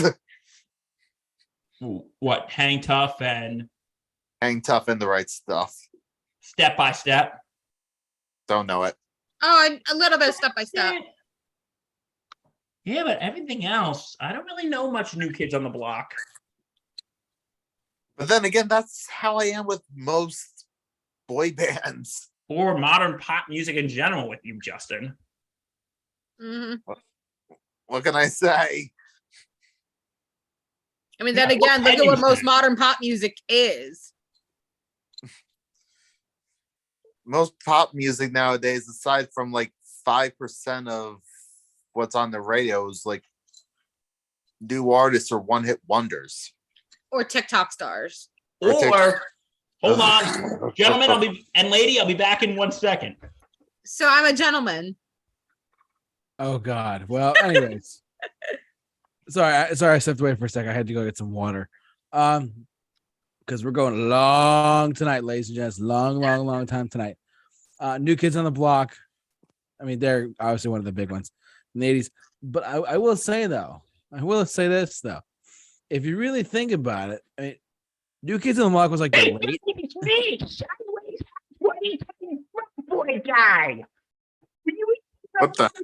You Justin, you forgot the greatest thing ever. Security?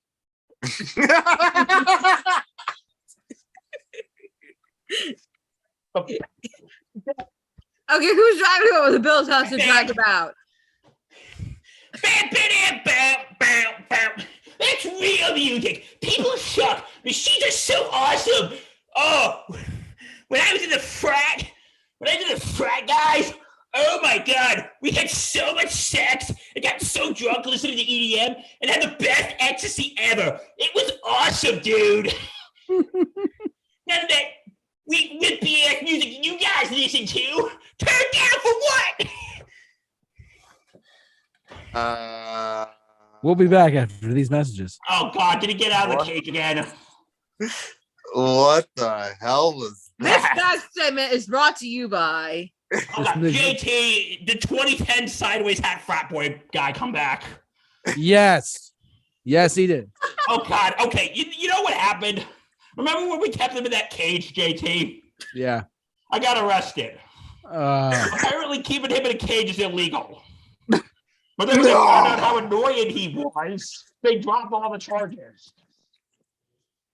And then he deserved to be, yeah. Uh-oh. Sorry, he got out of his cage again, folks. All right. Well, if he comes back out, just give us a forewarning that he's coming out first, okay? What was that? If he comes back out, if you see him coming out, just give us a warning first. Okay. What will we do? I there was no preparation for that. There was podcast listeners. I'm so sorry. Well, we had a good laugh on that one, didn't we? They were probably like, "What the hell is going on with Bill? Has Yeah, he just 3 like- years or 4?" He's probably, The same kind of laugh Yeah. you get out of Freddy got fingered. he's still recovering from Vegas, people. We love you, bud. Anyway, now that that's over, Ay, ay, ay. yeah, he's changed his look though. He has sunglasses now. Wow, that's a big change in look. Turned down for what? Anyway,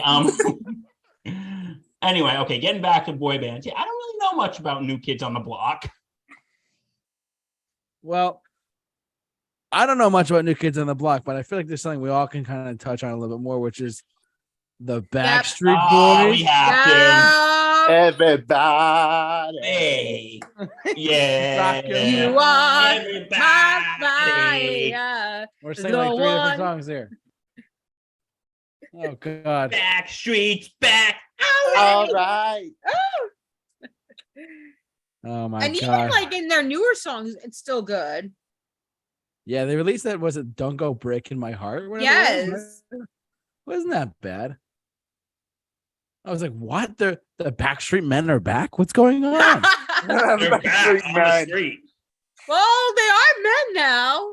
So Like, we're no longer the Backstreet Boys. We're the Backstreet Backstreet Men. Men. and So wouldn't they be the Backstreet Boys to men? Ooh. Ah. The Backstreet Boys to Men. And I really wanted to see them when they were in Bethel Woods. Oh yeah, they came there recently. Yeah. Ellie, did you want to go or? I don't know when. Well, again, I don't know when they'll be back in Bethel. No, Bill? man, did you want to go when they were there? I would have went with you if you wanted to go. I did, Bill, do you but smell then again, a I had to road work the trip? next day. Maybe. Maybe a Backstreet Boys themed trip? No. Oh, do we have to? No, no, we don't have to. It's fine. Do we have to bring 2010 Sideways Hat Frat Boy guy? No, If not it yet. comes back in again, Bill, I will be driving an hour Saturday night into Sunday, and we'll go from there. Please take him. I hate this guy. Okay. What do you Anyway, want? A baseball bat? I don't think we should be discussing how we're going to assault someone on air. Oh God. Who may or may not just be me in a baseball hat and sunglasses. Who knows? Oh my God. I'll go Do you get the want me to cleats. You know, But I'm just anyway. gonna take charge here for a sec. Yeah. Hold on, I'm gonna take charge here for a sec. Backstreet Boys are great, but how can we forget In Sync? No, but I just wanted to ask, guys. Get back to I- Backstreet for 1 second. Get back to Backstreet for 1 second. Oh, What's your sorry. favorite Backstreet Boy song? Everybody, man. Everybody. I want it that way. Okay, I'm going to be the oddball out here. Quit playing games with my heart. Ooh. You Okay. 90s cheese kid. Oh, don't forget Larger Than Life, too. That's a good one. It's just okay. Can we all agree Backstreet Boys are just a big stinking hunk of 90s cheese? Yes. Yeah. But Yes. the best kind of 90s cheese. It's pepper jack. I thought they were Gouda. But I'm I big. think Gouda. It's It just ain't- it's just pepper. Oh, are there sure wasn't Munster cheese? Ooh, cheddar. Oh. Oh god, this has turned into us literally talking about cheese. Or you know it what? wasn't Yeah, it it was cheesy. brie? Oh. Mm. You know what? They're a big stinking hunk of cheese, but you can't help by not like them. Mm-hmm. It's a guilty Yeah. pleasure. Yep. All right. All right, In Sync. Not a fan. Is it time to say bye, bye, bye? Outside of bye bye bye, that's about it. Bye bye bye. Yeah. It's gonna be that's me. all I It's really gonna do be by them. me. Do-do-do-do-do. Oh, okay, it's gonna I be mean, me. Yeah. The only two people I know from NSYNC is Justin and Joey. And Joey Seriously. looked like he was thinner back then. And Pop, don't you ever wonder why? This And music with gets more you hair. back? What was that? And with more hair. Yeah. Exactly. I don't know. I feel like NSYNC was like all put together by corporation. They're all by corporations. They're soulless corporate inventions. Oh my Look it god. up for look money at now. Justin's spaghetti hair. God, I'm Ramen sorry. hair. All Oh right. yeah, Justin was a blonde back then. Anyone else thing to say on In Sync, or should we move on to the next one? What else we got? Just JT. Should we move up to the 2000s officially or 2010s? Yeah, I didn't know if there was any 2000, but 2010s, I guess we're going 1D. One Direction, bitches. You want to know something weird? You're insecure. Don't know what for. Or turning heads when you walk through the door. When I was in Vegas in the casino, I actually heard a lot of One Direction. Nice. Good for you. But that's what makes you beautiful, Bill. Because you Oh. got that one thing. And it's the Sorry, story of your life. Oh, story of Yeah. my life. That is the story of my life. I mean, I have no control over apparently this Harry conversation. can act. What'd you And- say, Right, Justin? I said, I mean, apparently Harry can act. So there's that. No, Yeah. my brother's girlfriend actually recently saw Harry Styles in concert, Yeah. and she said he was pretty good. It's I feel like funny. I'm going up. Go ahead, JT. I was gonna say, I mean, I have no control over this conversation. Oh, that's a deep cut. Sorry, I had to bring that up. Nah.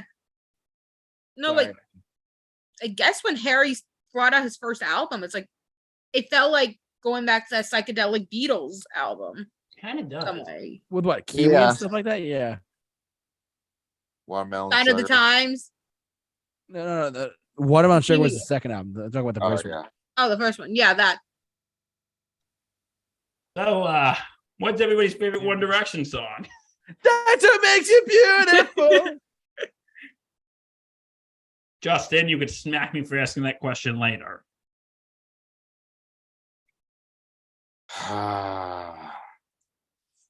I mean, if I had to pick a song, what was the one that copied the Who song? Best song ever. Best song ever. Yeah, sure. It was actually Why my not? favorite too. Yeah. I think the tie between that one and Live While We're Young. Ooh. And we dance all night to the best song ever. Sorry. You have three. Here's your entertainment for the evening, folks. 3 grown men and 1 grown woman talk about One Direction. My generation of music. I grew up with this in high school. Yeah, My condolences. when they got big, Justin, you and I think were like what, just finishing high school, starting college when they got big, I think. Yep. So I was in middle school. Jesus Christ. That's what made you beautiful was like the big song out there my freshman year of college. it was everywhere. It was played on every radio station for like 20 times a day. But you know what? Given the current state of pop songs, not all that bad. It makes this song look like freaking Bohemian Rhapsody. Yeah. Anything else about One Direction? What does everyone think of Harry Styles' solo career? I like Watermelon Sugar. Hi. Sorry. I'm always a Sign of the Times person. Yes. That Kiwi, emotional baby. ballad. You know what? There's one song I actually do. When we were talking about NSYNC, I wanted to ask this question. What's your favorite Justin, since you guys aren't really NSYNC people, what's your favorite Justin Timberlake solo song? I can't stop the feeling, Bill. Okay. Bill, are you sure you're not bringing Sexy back? Okay. That song. That was a good one. So, Allie, is it sexy back? You know, Bill, what goes around, it comes back around. I hate all of you. You're welcome. No, but that's Moana, so that's not Justin Timberlake. Now, to me, it's a tie. To me, I would say it's a toss-up between Suit and Tie, because that's sort of the more R&B type Justin Timberlake more than the pop stuff. And then you got what's the other one? The other R&B. I really like The Mirror. I don't want to lose you now. That song? Yeah. Yeah. Okay, I think we got one more boy band to talk about. Then we got 2 other topics we got to get to. So are we going BTS? We're going. I don't know much about them, but BTS. They're I really like don't right now know the much about current them either. current K-pop boy band. I don't listen to K-pop. I do like the song. I think Dynamite's not too bad. Dynamite. Oh, Like they have some good songs here and there. Like I honestly, for me, like what made me feel like I love them. Somehow, when they had the Butter song in a Samsung commercial, if you haven't seen it, go check it out. Butter really a condiment that's worth making a song about? But it's smooth like butter.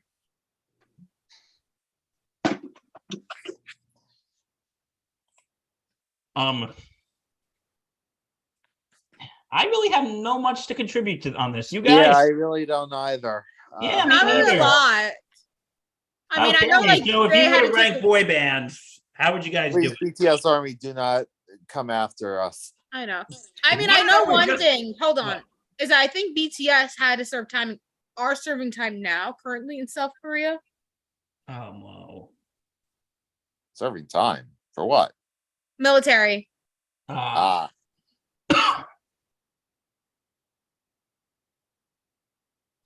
Butter. So, how would we rank the boy bands? So should we just all go around and say our favorite boy band after all this? Yes. All right. To show that chivalry is not dead, ladies first. Still the Beatles. Okay. Justin? If we're including them, yeah, it's the Beatles. Yeah, I'm going to say that too. JJ. Yeah. I'm gonna say Big Time Rush. I'm just kidding. It's the Beatles. Okay, we're not including the Beatles. We are not including the Beatles. No. If we weren't including them, Yeah, If we're we not were including not them. including the Beatles, That's tough.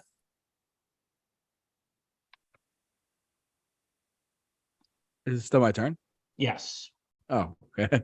Sorry.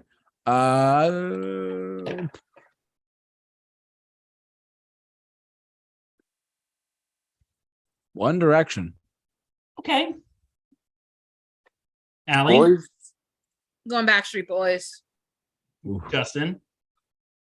boys to men. Oh, interesting. To me, I'm going to have to say NSYNC. So you're going bye bye bye. I'm going bye, bye, bye. Bye, bye, bye. But I really do like the Backstreet Boys too. So, okay, you're welcome, folks. All right. We actually have we're moving on to a new topic, and it's a music related. And this was one that Allie came up with. Allie, would you like to explain? Yeah, I did. So most recently, they've announced that this year's Super Bowl halftime show is played by Rihanna. And I know Bill and I had all these conversations like, okay, so who do you think would host it? So let's say this. It is a year from now. And you're about to make Actually, if you want to get technical, it's 4 months from now. 4 months from now. Okay. No, I'm talking about the next Super Bowl. Okay. So And you are in charge of making your own halftime show. all right. You know what? Let's start with Justin. Ah, jeez. But there's a twist. Twist. You cannot choose anybody who has already played in the halftime. Oh. Okay, Oh, I need I'm a gonna win list. this argument. I need a list then.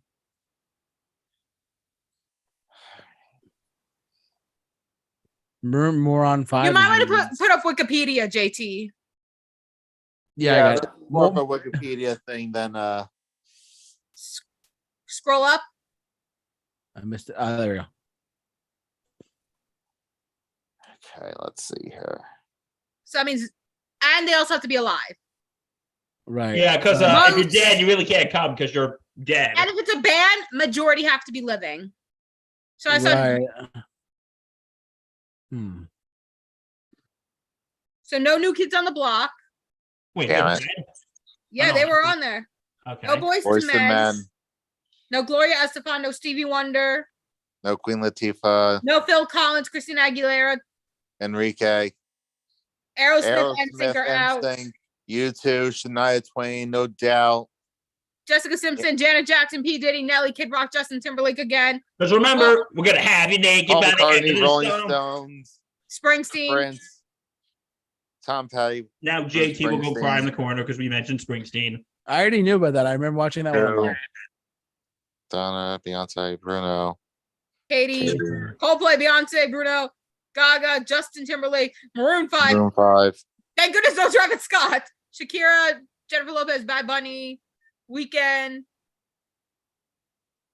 Rihanna. Okay, Okay. so let's start with Justin. Well, I did notice that there was one band, and yes, it is a band that was not mentioned, and that is, and I'm hopeful that they would continue going on after their recent loss, but it is the Foo Fighters. I literally said they should have hosted this year's halftime show. I agree. I think that would be an awesome show. They are the ultimate showmen of rock. They know how to get the party going, keep the party going, and just go all the way.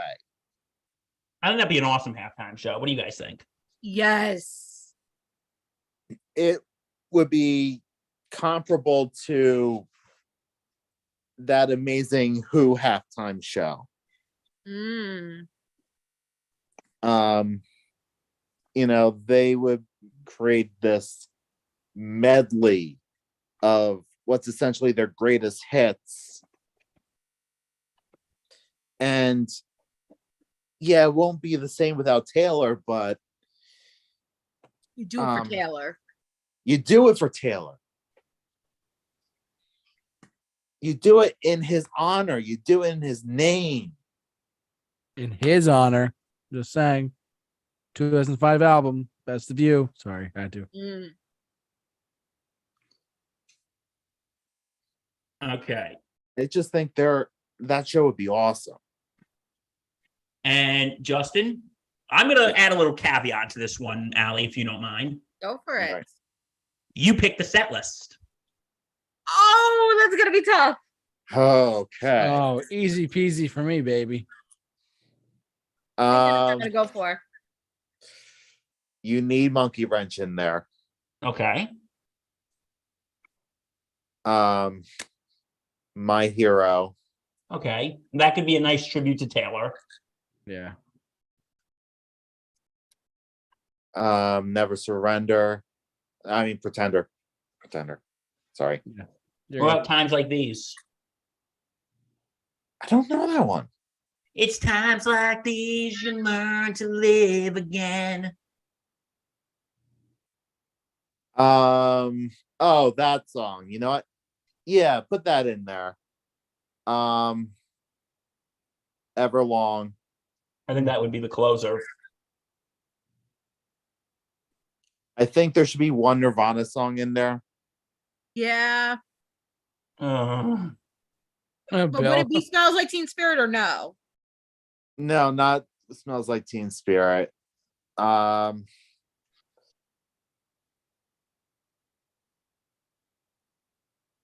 In Bloom. Come as you are, baby. About a Girl. Let's go in.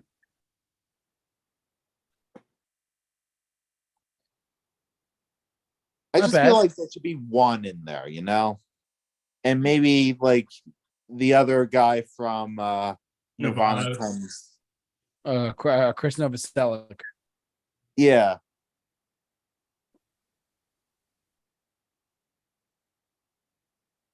He's a strange bird. Yeah. Anything else on the list, Justin? Or You guys will think I'm nuts, but You Should Be Dancing. Okay. I heard that live. Because the last album they did before Taylor passed was a cover album of Bee Gees songs. Oh, It wow. was so great. That would be great to add in there. And their version of You Should Be Dancing is amazing. I heard I it gotta live. listen to that one day. It was awesome. There's a music video on YouTube and everything. Wow. The DGs. Yep, The DGs. Yeah, I mean, that sounds like a good band. What are they? They're disco and rock in one band. You know what? Justin, because I feel I'm gonna might need a second choice. Justin, what would be your second choice for halftime show? Stop Okay. making things complicated, Bill. I can make them complicated all I want. You know what? You wanted the best. You got the best. The hottest band in the world. Kiss. Okay. I am all for this. Oh my God. Come on. They are meant for the Super Bowl. I've never thought. I thought they would get it before the Stones would get it. All right. Set list. Shout it out loud Okay. as their opener. Detroit Rock City. Lick It Up.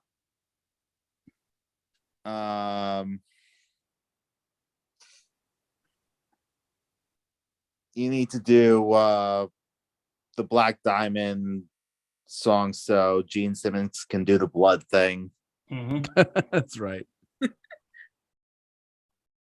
Rock and Roll All Night. Mm.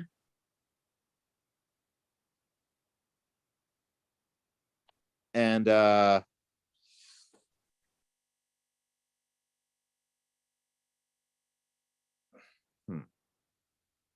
And Beth, get all the grown men crying. Yes. oh, you could do that with Forever too. Oh, that's true. That's true. Ooh. That's true. Yeah, you have a good set list there. Okay. Miss Allie, what is your picks? So when I first thought of this, the first thing that came to my mind was the Hella Mega tour that was happening like a year ago. And then I decided we'll split into two. So the first Super Bowl halftime show I would love to see is a Green Day halftime show Okay. with Weezer. Hmm. Like have them reunite. All right. Oh my God, you're making me like get all giddy. I mean, first off, they got to open up with American Idiot. They have to open up with American Idiot. I'm adding in 21 Guns, Basket Case, Long adding View. Boulevard of Broken Dreams, Wake Me Up When September Ends. Weezer will probably add like Beverly Hills in Africa. And Island in the Sun. Yeah, a little Island in the Sun in there. Yeah. And for Green Day to end it, of course you have to end it with Good Riddance. Not Yeah. bad. That's a good one. That's a good list. And then Bill, who decided I should have a second option. Because I had two choices and I didn't want to make a cop. I want to give you all equal time and not just have myself blab. Well, my second option is another mashup, like a little bit of a mashup Okay. of two of my favorite bands that have never performed a Super Bowl halftime show: Who? Fall Out Boy and Panic at the Disco. Ooh. That's a good one. This one would be a little bit tougher because I'm thinking about how it was with the Shakira Jennifer Lopez halftime show. How do you put all their music in like 15 minutes?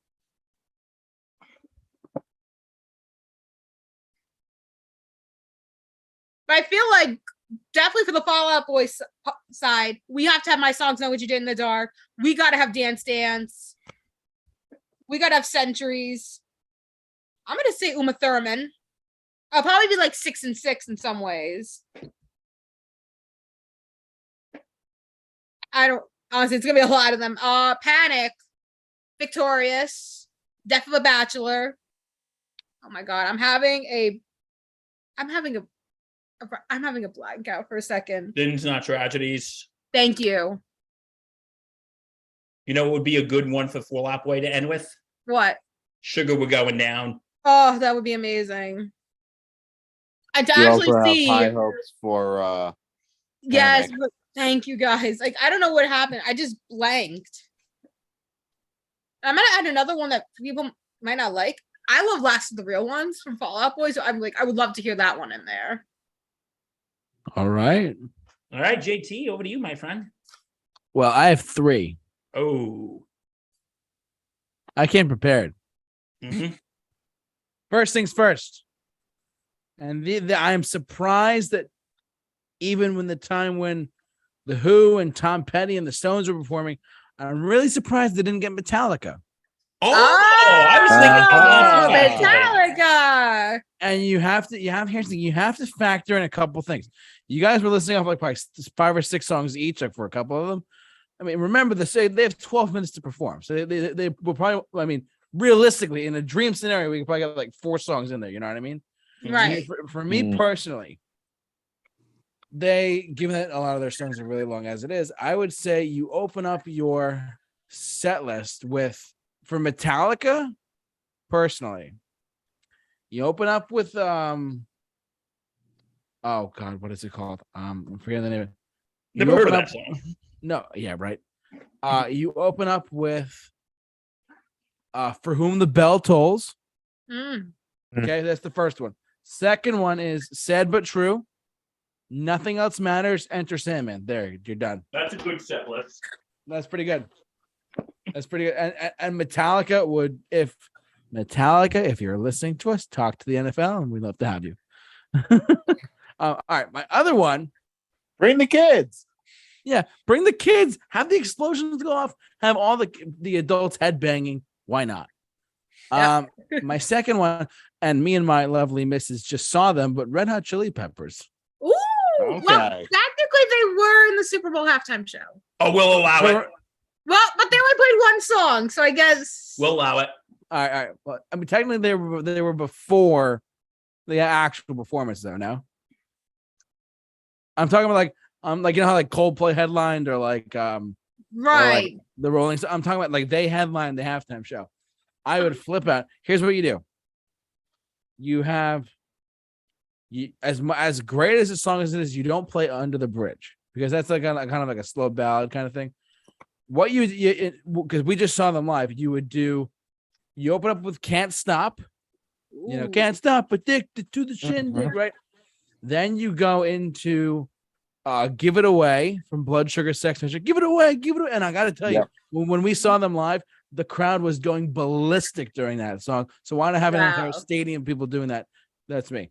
Then you end with By the Way. That one song, By the Way, I tried to say whatever, right? Is Californication going to be in it? Yes. It's too long, though, is it? Is You it can too long? condense it. You can condense it. I would say if you're gonna fit one long song in there, I would put Californication probably right before By the Way. Or either right before Give It Away or right before By the Way. You don't open up with that. You open up with Can't Stop. That makes more sense. Can't Stop, Californication, Give It Away, and By the Way. Done. Okay. There's your Red Hot Chili Peppers halftime show. NFL, you can pay me later. And I will distribute out my money to my lovely co-hosts here as well tonight, for their fair share. My third one, and I'm surprised that no one has thought of this. Yes, they did it like they did like an opening thing, like for like they didn't headline the halftime show. They have never headlined it, and it boggles my mind that they did not do this yet. But Journey. Ooh. Oh. You open up with Separate Ways. Yeah, they're kind of made for it. They're made to do the halftime show. I don't understand. So like Journey the band, they do this, right? They go, here's the deal. Journey headlines the halftime show. They open up with Separate Ways. They do Any Way You Want It, Lights, and Don't Stop Believing. You're done. Nice. Tell me how that does not work. You should do like Faithfully or Open Arms before Don't Stop Believing. Well, I mean, yes, but I say the set list I said because when I saw them get inducted into the Rock and Roll, I wasn't there, but I saw the line. When they got inducted into the Rock and Roll Hall of Fame, all they did was play 3 songs. They played Separate Ways, they played Lights, and they played Don't Stop Believing, and the whole crowd was into it. Yeah, but something you also have to realize is when you're doing the halftime show, it's not that you're playing the whole song. You're playing like snippets of it. Yeah. Right. snippets. That's why I keep did what I forgetting that. did.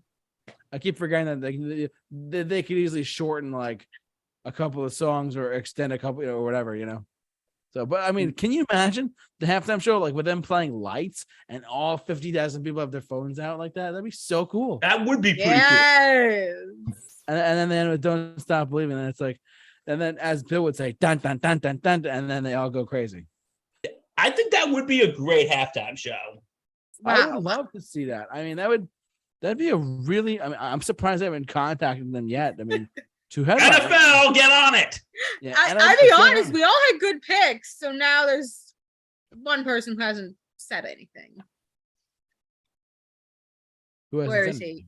It's me, 20K Skyway Frat Boy guy. You know what I think would be the best halftime show ever? Just have like Swedish House Mafia, David Guetta, DJ John, Total EDM Festival. That's when I went to in Miami. I know I couldn't afford it originally because I lost my Did you have to job. block him? Because I lost my job at PetSmart. Because I was smoking on the job. But no, I stole Bill's credit card and bought plane tickets and tickets to Miami. Oh, that's so great. Turn down for what happened. Wait, can I just admit I stole Bill's credit card on live on YouTube? Did I just do that? Gotta go. He came back, didn't he? Yeah. Did he just admit he stole my credit card on YouTube? Did he? Yes. You know, I heard nothing. Yeah. Yes, Bill. He stole your credit Oh, card. good. Now I have something to arrest him on. To have him arrested on. Good. I think he left. He said it was. I think he said he's bailing out. He's taking your father's car somewhere. Anyway, okay. In all seriousness, first of all, 2010 sideways hat frat boy guy can go fuck himself. Second of all, okay, here would be my picks. And I have some interesting picks here. I would have picked Journey too, but I got some other interesting picks here. Yes. What do you got? Bon Jovi, If he could sing. anymore. Oh, if he could sing. Okay. I would open it with You Give Love a Bad Name. My second one would be It's My Life. Mm. I would pick Have a Nice Day. We gotta throw a ballad in there, Bed of Roses. Then Wanted Dead or Alive. And then, of course, guess what the ending is? living on a prayer. Living on a Prayer. Or we're gonna throw a bonus song in there before Living on a Prayer. Bring like some country music star out and do Who Says You Can't Go Home. Oh, Jennifer Nettles. Yes, get her in there. Okay. And here's my one. And I know you guys are going to scratch your head on this one. And I just recently saw this band in concert. JT should know he was there. The Killers. Oh,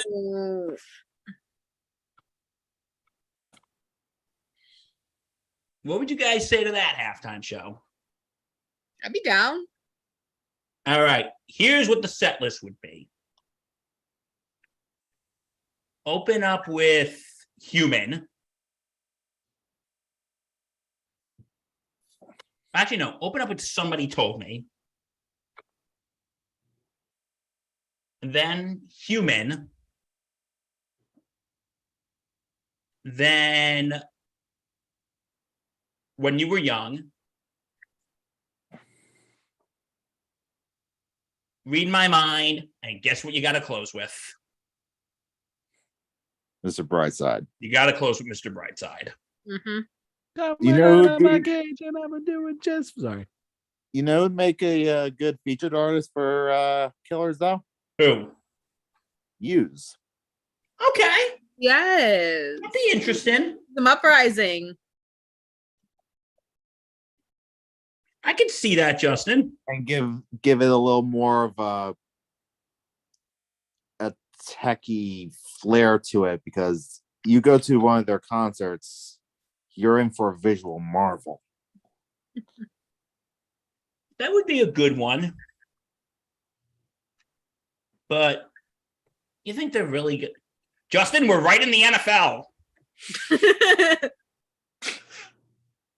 Wait, are all of us writing to them? You know what? I'll write a letter and we'll all sign it. Yeah. So Roger Goodell, I know you're in trouble with Dan Snyder right now, but first of all, vote the bastard out. Nobody likes him. And two, you better be listening to me. Don't forget Rock Nation and Jay-Z. Okay. You better be listening to us, Roger. So yeah, that's what we got for halftime shows. I think we'd all picked pretty good shows. What do you guys think? I realized after talking there was one more I forgot. All right, let's hear it. Billy Joel. Ooh. Oh, how come we've forgotten about Billy? What do you think, JT? I Only mean, if it's in New York. That's only if true. it's in like New Jersey or whatever. Yeah. That's true. If the next Super Bowl, whenever the Super Bowl is back in MetLife, and if he is still alive, we need Billy Joel. You can do it. Okay. We need Billy Joel what to was, perform Uptown Girl. what would the He's set an list? Italian restaurant. Okay. End it with Piano Man. Put a little pressure on it. Ooh, Pressure. pressure. A little bit of Allentown. I mean, it can go all night, to be honest. That one. God. We'll just Featuring take an Elton appearance by John. Elton John in that. Ooh, that's true too. And I know it would be a good Elton John Super Bowl set list. Start with Benny and the Jets. Yep.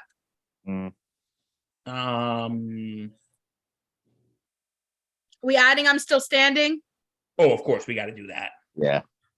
Ballad song would be Tiny Dancer. Yes, I was thinking the same thing. We end with Crocodile Rock. I was actually thinking about ending with Saturday Night's All Right for Fighting. Ooh. Yeah, okay. that, Yeah. but he might replace it with Sunday for one of his Sunday Night. It doesn't have the same ring. I I mean, know, I'm also but thinking there Sunday might be a Night second Football. ballad too, and that's Goodbye Yellow Brick Road. Okay. So he'll have two ballads to sing.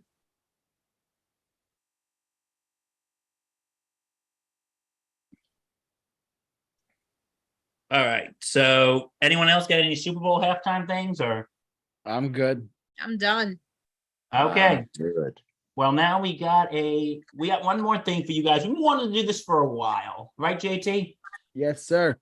And one of the things is because we couldn't get Justin here to do it, but now since he's here, I'm Yes. here. and Allie, I'm sure you're going to be great with this too. I hope so. And plus, I don't know how long I'm gonna be staying on for this because I have to go to work in the morning tomorrow. Okay. So I might miss the ending. And if so, okay. I Here's am so what thankful we're- to be here with you guys. Hold on one second.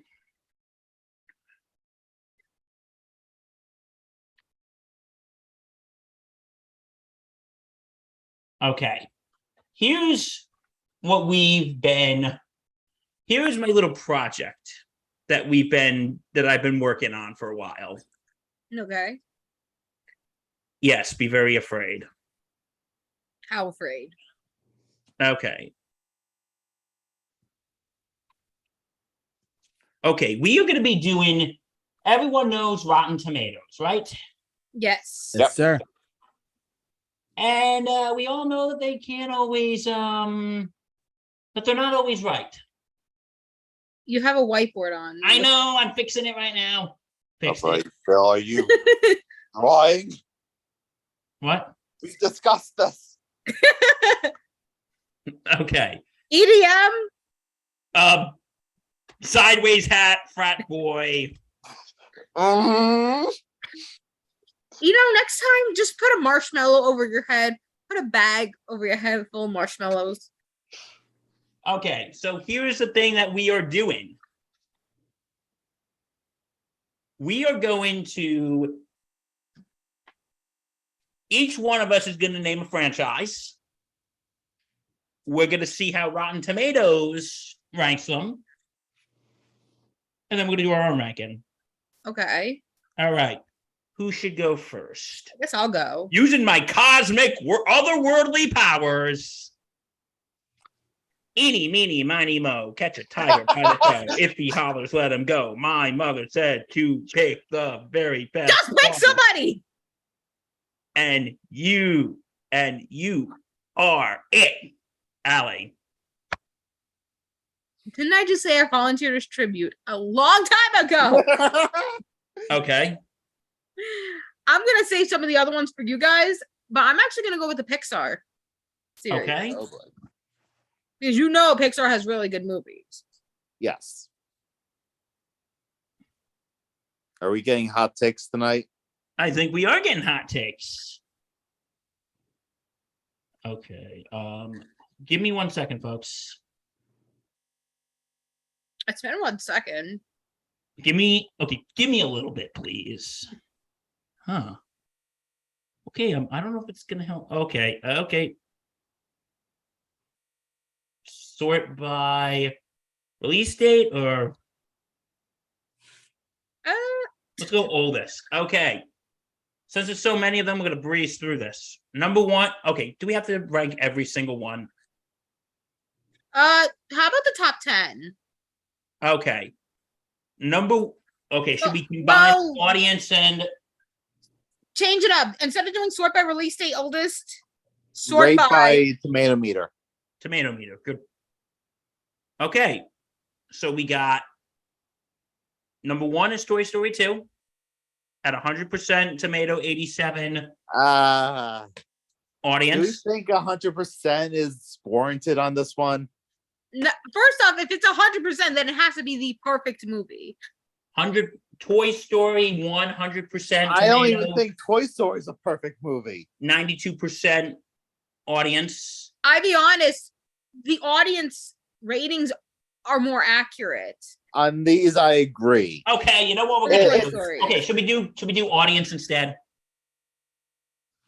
No. Just leave it. Just leave it as a Keep it tomato here, meter. Or because we can we're- average the we're- scores out. We can do We're that. battling the critics on this. We're battling the critics. I will average. Okay.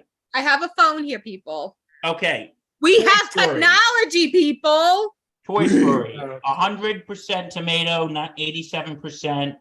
Your average is 93.5. Okay. Toy Story 100%, 92%. Hold on. Your average is 96. Okay, so Toy Story is number one. Toy Story 2 is number two. So should we just start from there and Okay, go just away? take notes of this, Allie, please. Okay. How am I supposed to take notes? Okay. Oh, wait.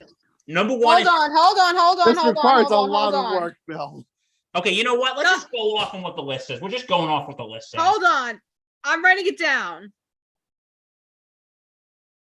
Please do submit this for the record, Justin. Okay. Someone's supposed to be writing this down. Batman the Animated Series joke.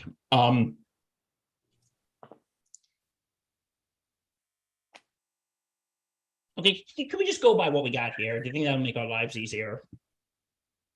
You want to just go with the 5? Like the top 5 instead of 10? What do you guys think? 5 or 10? I mean, if we go 5, it's all going to be Toy Story movies. No, not really. You want to go? It's Toy Story- Let's meet in the middle. How about 7? Deal. All right. Okay. What do you Number say? 1, Toy Story 2. Number 2, Toy Story. Number 3, Finding Nemo. Number 4, Inside Out. Number 5, Toy Story 3. Number 6, Up. Number 7, Toy Story 4. You know what? We'll do 10 because. Hold on. You are like going too fast for me. Okay. Go up and Toy Story 3. Hold on. I'm writing it down. Shall I continue? You can go past up. Okay, so 4, 5, 6. I'm on number 6, right? Mine 6 or 7? Toy Story 4. Toy Story 4. Coco. The Incredibles.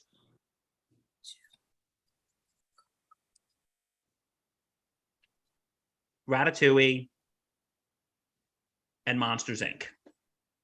Okay, just stay at The Incredibles for now. I can get the rest from here. Okay.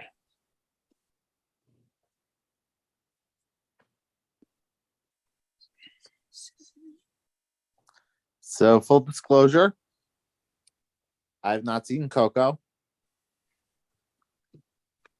And I have not seen Toy Story 3. Really? Boo. Yes. Okay, I got them all. Okay, so do we, Allie, since this was your pick, I'm gonna let you go first. Do you agree or disagree with this ranking? And what would you rank differently? So, out of averaging them all, the one that was an outlier to me was The Incredibles because the audience thought it was 75%. What? It's an average of 86. And I'm like, really? They thought it was that low? All right. I don't get it. It's that movie's great. So how would you change the ranking at all, Allie, or would you? I would definitely rank it at least like a 91, 92. Okay. as an audience member. I liked it. I love The one of my Incredibles. favorite One of my movies. favorites. Yes. Okay, so if you were to remake this, would you remake the list or would you keep it the way it is, or what would you do, Allie? This would be really tough, to be honest. But I definitely would move The Incredibles up. That's for sure. Okay. I probably would move Finding Nemo up to the top. Okay. Just because of the whole story. I mean, Ratatouille, I'm not sure about. I mean, it was good, but it's like, I'm not sure how I feel. Same with Toy Story 4. I felt like Toy Story 4 was a little bit too high. Now, I would put Toy Story 4 on the bottom. Yeah. Like Toy Story 3 for me should also be up in the top. Oh, absolutely. I mean, I liked how Toy Story 3 ended. Why did we need a Toy Story 4? Okay. So what would you have as your number one? Out of the 10 here, number 1 would probably be Toy Story 3. Number 2 would be the first Toy Story. 3 would be the same. That would be Nemo. 4 would be Toy Story 2. 5 would be The Incredibles. 6 would be Monsters, Inc. 7 would be Up. 8 would be Inside Out. Oh, wait, there's 11. 1, 2, 3, 4, 5, 6, 7, 8, 9, 10. You gave me 11. I did? I'll do it 11 then. Now you could axe the 11th. So I'm axing the one. Bill can't. 11 was Monsters, Inc. I am not axing Monsters, Inc. Okay, fine. Then don't axe Monsters, Inc. I'll axe Toy Story 4. Okay, fine. Oh. 9 would be Coco, 10 would be Ratatouille. Done. Okay, Justin. For this list. Yep. Okay.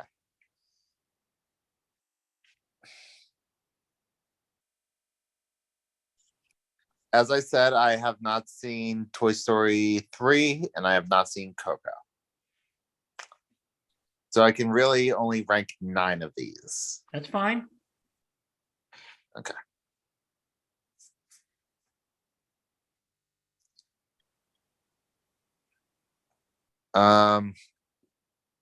Number 1, I would say would be Toy Story, Okay. followed by The Incredibles.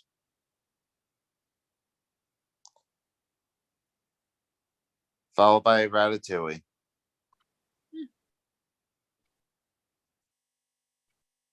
Followed by oh wait, I haven't seen Up either. Wow. I haven't seen Okay. a lot of Pixar movies lately. Well, You now know you know what? what You you just want gotta to do do. 5 then. Do you just want to pick 5 from these lists then? Yeah. I'll pick 5 from this list. So I'd say Toy Story, then Incredibles, then Ratatouille, then Nemo, then Monsters Inc. Okay. JT. Yes. You can pick 5 or 10, whatever you want to do. And I'm ranking them in my own ranking. Yeah. Okay. What are the films again? From the Okay. top to the bottom. Toy Story 2, Toy Story, Finding Nemo, Inside Out, Up, Toy Story 3, Toy Story 4, Coco, The Incredibles. Surprisingly, I'm putting both Ratatouille and Monsters Inc. in there, so that's 11, and you could choose 10 or 5. I'm gonna choose 5. Okay. In no particular order for me. The Incredibles, Okay. I wait. Bill, that says Coco. I want to make sure that says Coco. Can you That's scroll his up for a sec? Coco. Can you Says scroll? Coco. Can you scroll up for 1 sec? Yeah. Up. I'm gonna say Incredibles. Up. Toy Story 3. Actually, can you scroll up Okay. as well? Can you scroll up again? I'm sorry. And up again one more time.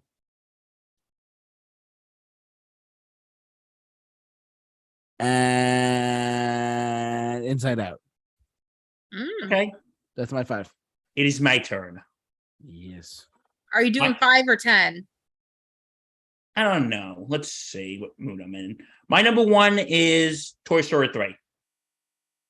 Did we all swipe right? No, Justin hasn't seen it. No, I haven't seen it. What is It's wrong mine. with you? My number 2 is I went through a phase where I didn't see any animated movies. Okay, I'm sorry. my number 2 is Finding Nemo. My number 3 is Toy Story. Actually, no, my number 3 would be The Incredibles.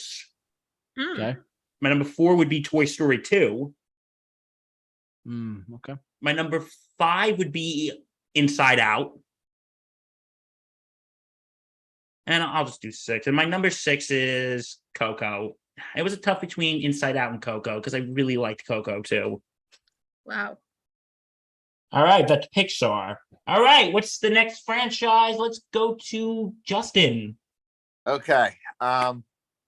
So I was considering Batman, Okay. but I figured someone else was going to pick Batman. Okay. So I decided I was going to choose a franchise I'm pretty sure no one here was going to choose. Okay. And that is Harry Potter. I have barely watched any Harry Potter. Okay. I yield. So I guess this is you and JT then. Yep, I've seen it. Okay. Big Potterhead. So looks like Ali, we abstain. Okay. Okay. So, are you including Return to Hogwarts and Tournament of Houses? No. Just the main Harry Potter Fantastic Beasts movies. Okay. And there are 11 in total. So you're going to rank all 11 of them. Well, I've seen 9 of the 11. Oh, movie. I've seen all of the Harry Potters, but only one of the Fantastic Beasts movies. So I think we should just do the Harry Potters. Let's just do Harry Potter. Okay, sounds good. Yeah, let's exclude spin-offs. Go. Okay. We have Harry Potter and the Deathly Hallows Part 2.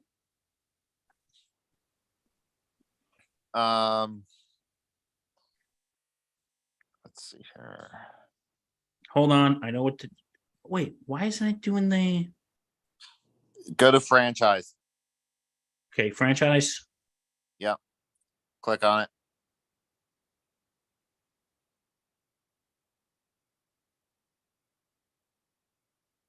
There you go. Tomato meter. Okay. That makes it easier.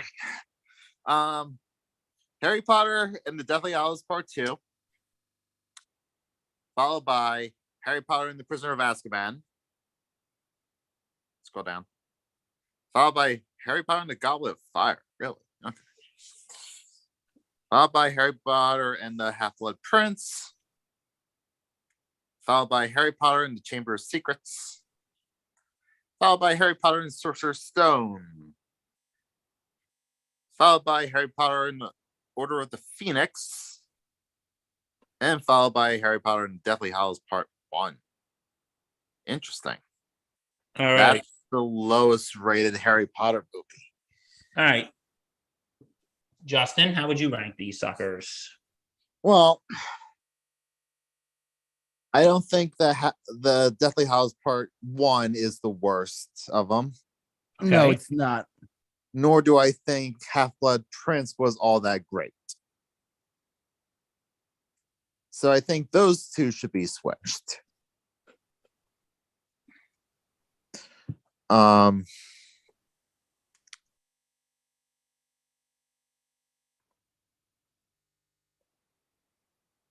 Chamber of Secrets, I would put below Sorcerer's Stone.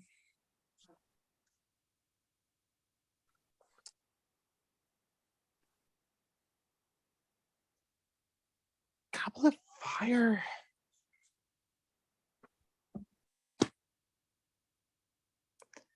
I don't know. Goblet of Fire was a weird one for me.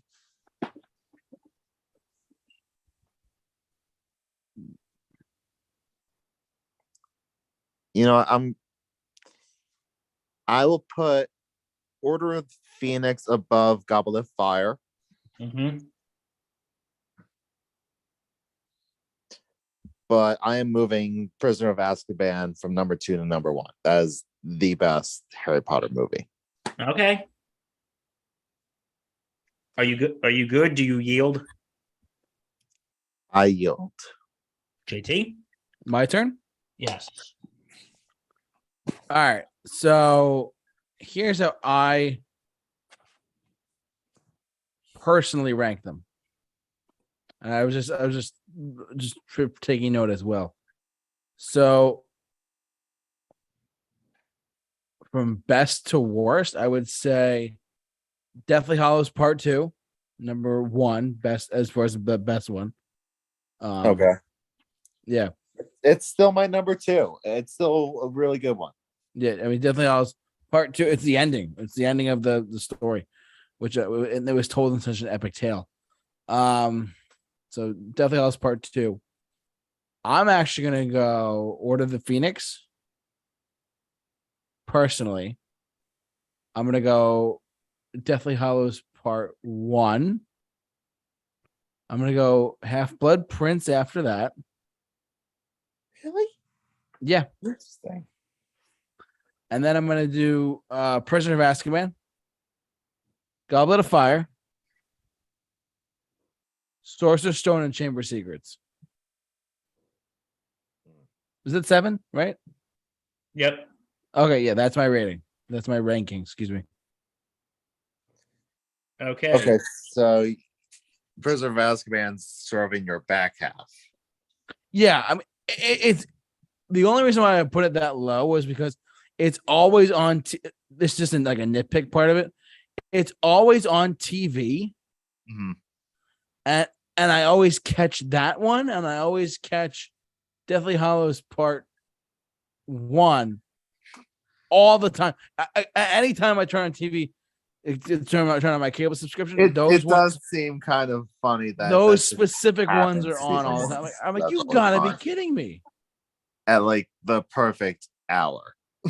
Yeah, like literally, like whenever I want to put it on, I just conveniently. Oh, it's I love Half-Blood Prince because it's kind of like you're close to the end of the story, but at the same time you still got like that suspense and it's a lot of stuff that sets up the last 2 movies. Yes, but at the same time it's like, oh my god, there's some dark stuff that goes on in that movie, and it's so scary.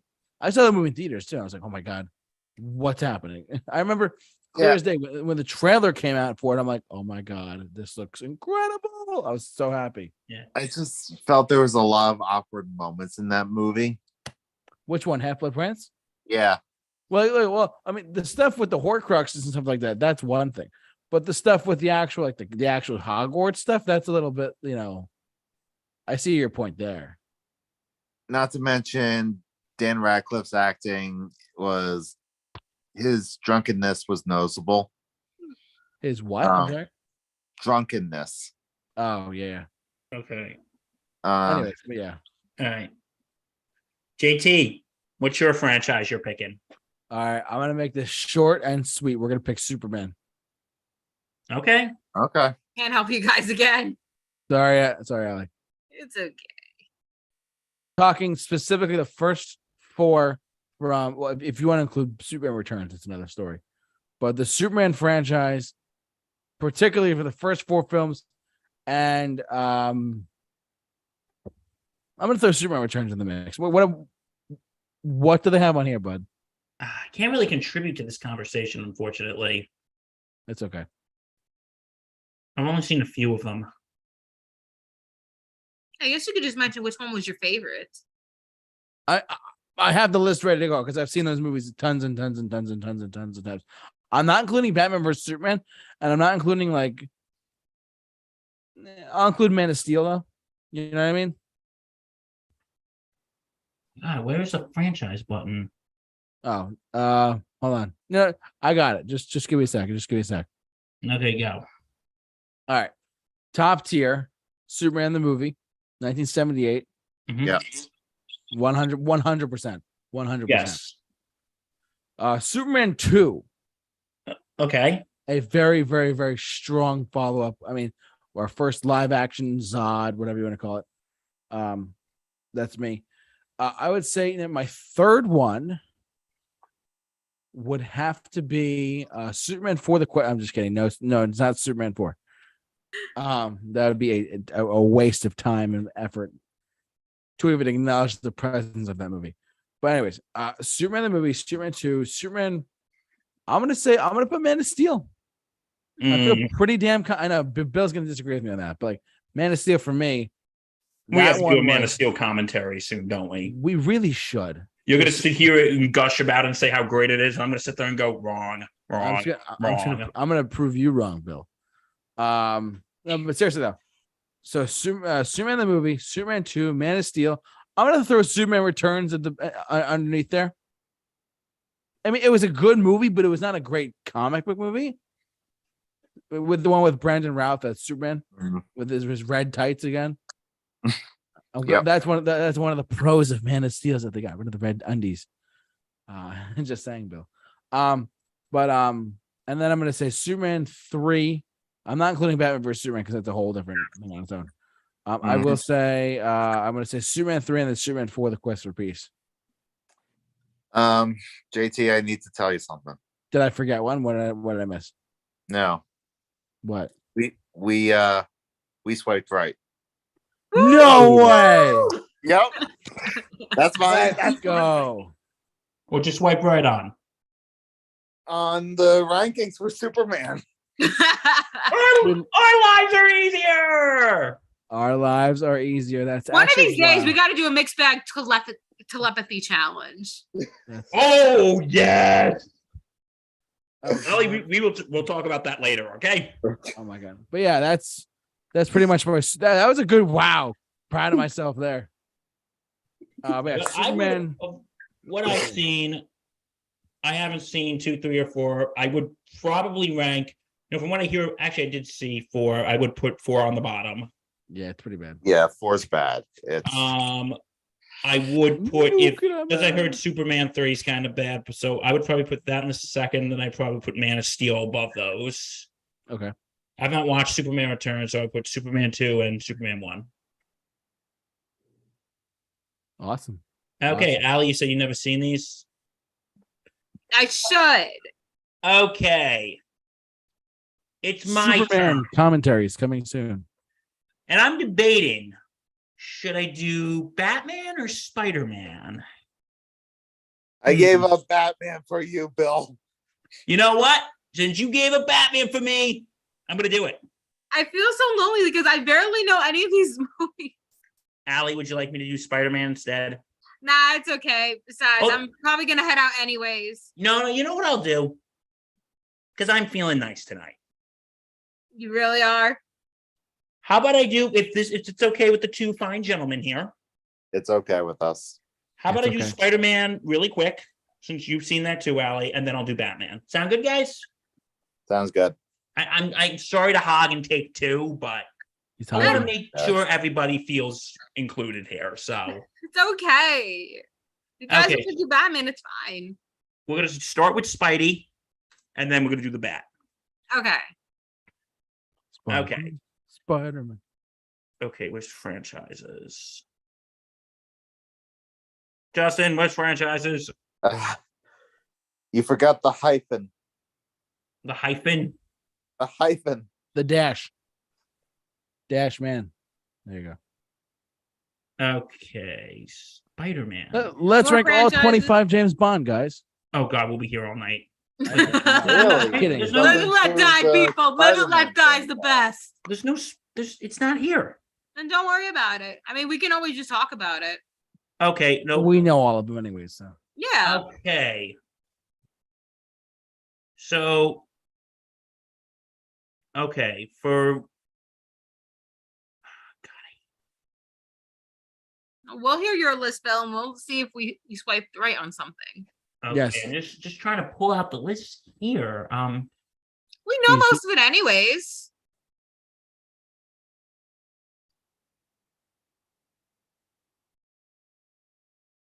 Okay. Don't worry about it. don't worry about it, bud. Okay. Mhm. Okay. All right. So here is the rankings of. Wow, Spider-Man 3's fresh. Rip. God, not all the ones are here. This is nuts. Yeah, there's a next option. Oh, duh. Okay. There you are. Okay. Spider-Man 2. I'm going to continue finding this. I'm getting flustered right now, folks. Like, It, okay. Bill, No, there's not a franchise option. just let's just talk. Because if you're gonna keep doing this, we'll be here all night. Yeah, we will. Okay. At the bottom is Amazing Spider-Man 2 at 51%. Oh wow. Okay, and we're not going to include Venom or Morbius. Okay. And okay, we're not going to include Venom or Morbius. Should we just do like a lightning round top 5? You know what? Let's do that instead. We'll be here all night if we had to do that. If we don't do that. Okay, let's do top 5 lightning round. Let's start with Allie. All right. No Way Home, Into the Spider-Verse, Homecoming, Spider-Man 2, and honestly, I forgot the last one. Like, I don't have a last one, but I guess I would say Spider-Man 3. Okay. JT, Yo, lightning round, top 5. of Spider-Man films. Yeah. Oh, good Christ. Okay. 5 is. Oh, okay. 5 is Spider-Man 1, 2002. Okay. 4 is actually 4 is The Amazing Spider-Man. Okay. I actually like that one a lot. 3 is Spider-Man 2, Spider-Man from 2004. Nostalgia purposes for me. Spider-Man number 2 would be Spider-Man Spider-Man Homecoming, and then Spider-Man No Way Home is my number 1. All right.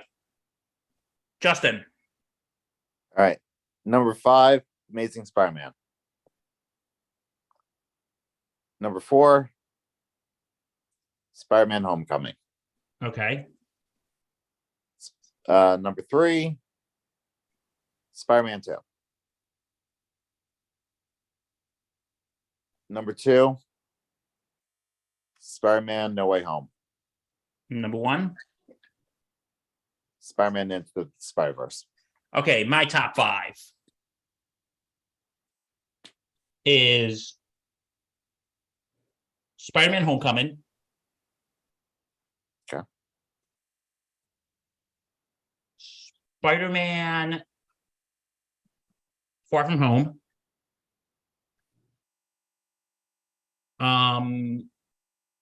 Spider-Man Into the Spider-Verse. Spider-Man 2. And Spider-Man No Way Home. And by the way, I think mine was No Way Home is 1, Spider-Man 3 is 5. Yeah. Well, I think we all swiped right on that one. Yeah. Pretty sure we did. Okay. So I'm probably gonna leave this at this point. Aw. I know. I gotta go to work tomorrow, unfortunately. But you know what? Happy 100. Thank you for coming, Allie. No Thank you. problem.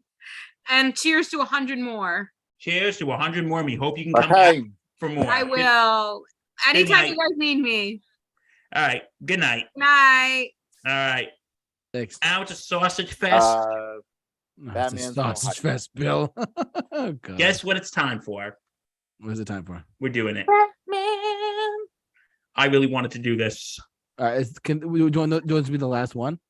Yes. Okay, cool. Let's do that. Unless you guys want to go on for 3 more hours.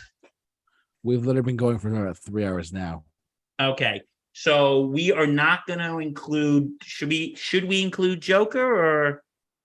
Nah, that's not really a Batman movie. Okay. Should we include it's not. Phantasm or the 66 Batman movie? I'm including 66.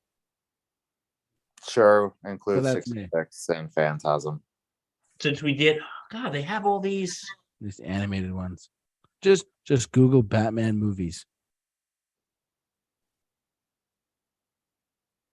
Okay. You include Okay. Are we including Lego Batman? You Or guys live, want to? I haven't live seen action? it, so if you guys want to throw it in, that's your business. Are we doing live action only? You guys want to do live action only? Yeah, let's just do live action only. That's Okay. fine. Number 1, you guessed it. The Dark Knight at 94%. Of course. Number 2 is The Dark Knight Rises at 87%. Number 3 is The Batman at 85%. Number 4 is Batman Begins at 84%. Number 5 is Batman Returns at 81%. Hey, Batman Returns in the top 5. Okay, I said number 4, right? Number 5 is Batman 66 at 80%. Number 6 is Batman 89 at 73%. Wow. Damn. Number 7 is Batman Forever at 39%. Okay, we're getting into the bad territory now. Okay, should we include Batman v Superman or no? We could, but we don't have to. What do you say, Justin? I feel like that's just a whole other can of worms. So Okay, let's we skip won't- that. And number 8, you guessed it, Batman and Robin. All right, my friends. I'm going to start with the host with the most. JT, how would you rank these? Go. Oh God. Okay. Do I have to do 5 or can I do 10? There's only 8, so you want to do Oh, it? I'll do all 8. It's fine then. All right, number 1. Wow. Actually, let's go worst to best. Okay. Number 8 is The Dark Knight. No, I'm just kidding, everyone. Don't worry about it. Boom. Boo, bad jokes. No. Number 8 for me is Batman and Robin. Okay. Go figure. Number 7 is Batman Forever. Okay. Number 6 is actually, it might surprise you. It's gonna be Batman. No. Batman 66 is at number 6. Okay. Because I it may be campy, but I think it's great. Okay. Because it fit the time, whatever. All right. Then You we know, got some days just can't get rid of a bomb. It's so true. There's just some days you just can't get rid of a bomb. All right, number 5 would be The Dark Knight Rises. Number 4 would be Batman Returns. Number 3 would be Batman Begins. Number 2 would be The Dark Knight. Number 1 would be Batman 1989. Okay. That's just me. Is that all of them, right?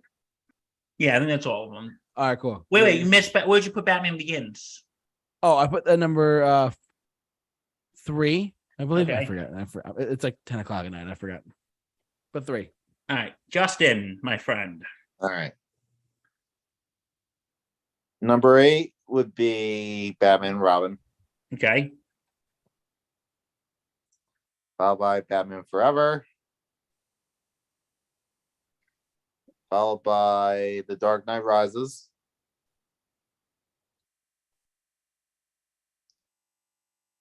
Followed by Batman 66.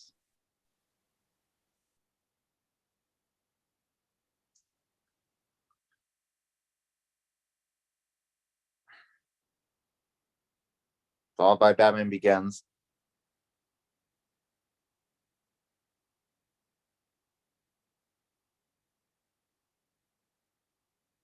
Followed by Batman 89.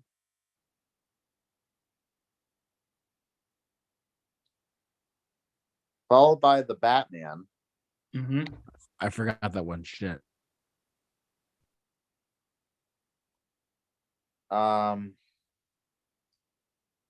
Number 2.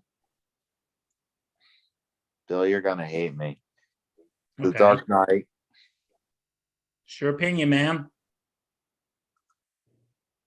I'm sorry. I love Batman Returns. I don't hate you. I'm dead. That's funny. Dr. Hemsley might hate you, but I don't. Yeah. I love that movie, warts and all. So Batman Returns is your number one Batman movie. Yeah. You know what? I respect that. I'm not a big fan of it, but I respect that you went against the grain a little.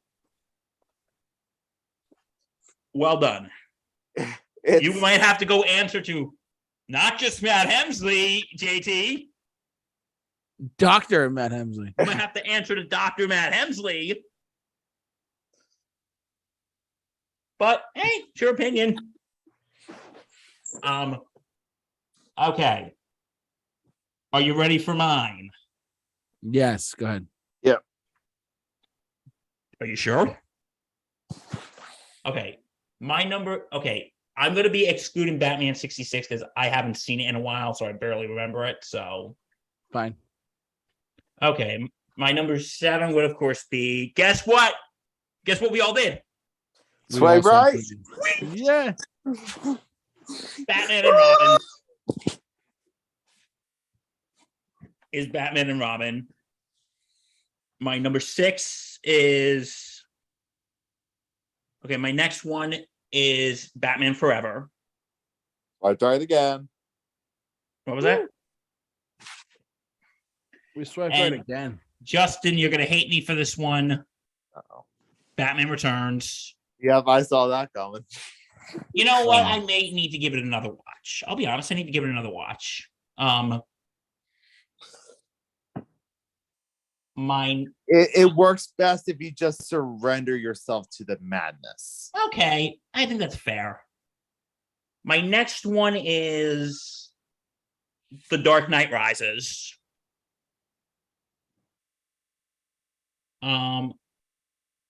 After that is Batman Begins. Okay. Then The Batman. Number 2, Batman 89. And you all saw it coming, folks. The Dark The Knight. Dark Knight. Yeah, so that is my ranking of Batman's movies. So,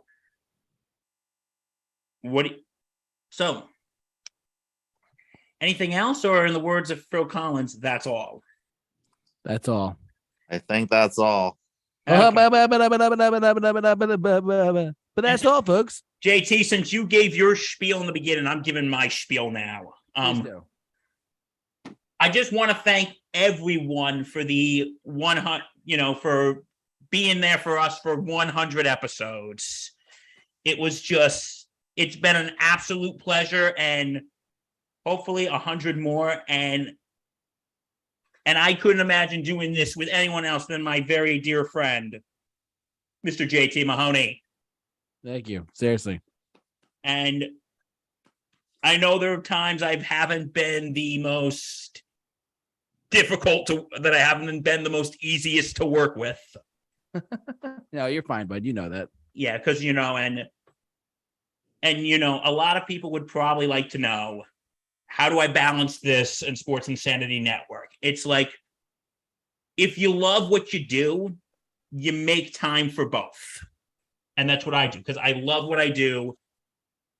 I make time for both. It's not always easy. Trust me, it is not always easy, folks. But you just gotta grind.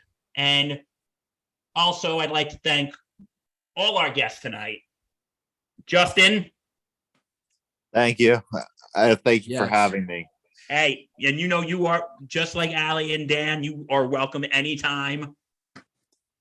Anytime And at all. JT, congratulations on 100 episodes. I hope that your first son is a masculine son. Godfather reference. Thank you. And Justin, and I think when you come on when JT isn't here, like the time when we bought the Super Review Show, remember? Oh, yes. Remember?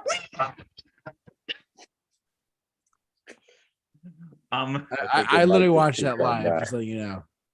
and because we do reviews ourselves, so I think maybe that's why we have such good Report. why we work so well together. And also Allie, she's great, and Danny Boy Reg, because I do a podcast with him, so Yep. I think that's why. Everyone. But but just I gotta say, you and Allie, and we've said this before, like the time when JT wasn't here and I wasn't here, you guys really stepped up to the plate, and Seriously. we cannot give much more appreciation than we can, because I did extensive research for that episode. what, the one that I wasn't here for? No, the one that it was you, me, and Allie for South South Park. Park. South I Park. did extensive research for that. I did too. So, and you know what the thing is about this JT is, and this is going to sound corny as hell. I think this show, we've kind of brought people together, like, I agree. because in a way, you met some of you, I met some of your friends, you met some of my friends, you met Justin, you met Allie, you met Danny Boy Reg, you met Dr. Hemsley and Dan Zuckerman. And I know this sounds corny, but this show brings people together. True, though. It does. And I can't believe we've done 100 episodes. I can't believe it. We've done 100 episodes. Yeah. And all I can say is cheers to 100 and hopefully 1,000 more. It's a long JT, time. do you have any final thoughts? Other than just, I want to thank everyone who has come on. I want to thank everyone who's watched our shows. I want to thank everyone who's watched our content on YouTube. I want to thank YouTube as a company as well, truthfully, for being just a phenomenal video service company that can do this for random people like us. And we love doing it. So on that note, and I really do mean this from the bottom of my heart, thank you all for watching and listening and commenting and liking and subscribing to our content and enjoying what we do just as much as we do here. It means the world to me, and it means the world to all of us here, and then some more, that we do what we do and we love doing it. Yeah. So, and JT, I got one thing to say to you. Yes, Ladies sir. and gentlemen, somebody here has a birthday tomorrow, and that is my right man, Mr. JT Mahoney. yes, tomorrow. It almost is tomorrow. We've been going for almost 3 hours.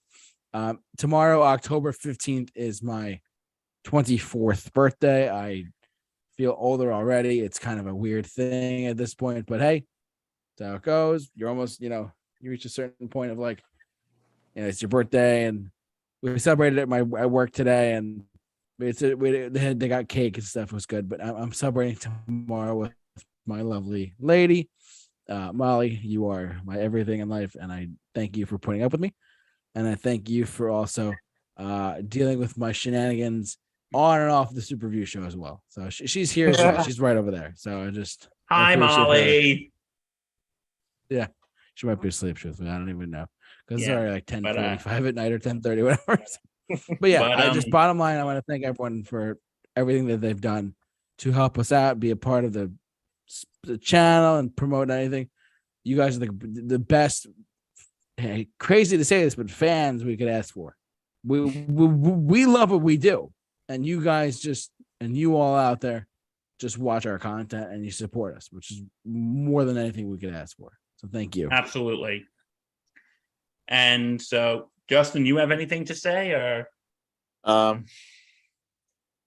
I am always appreciative of you guys having me on. It's always a blast every time I'm on.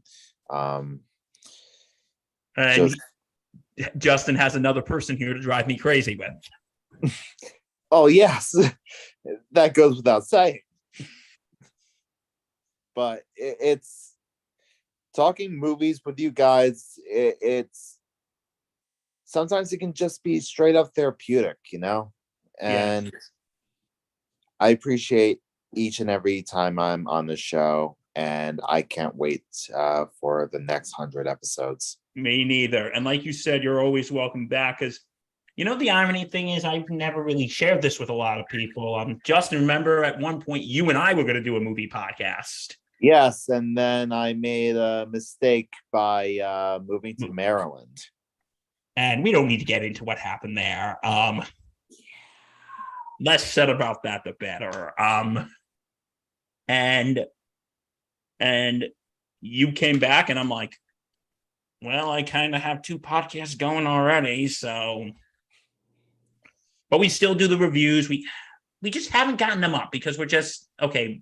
I just forget. You forget. We have a lot going on in our lives.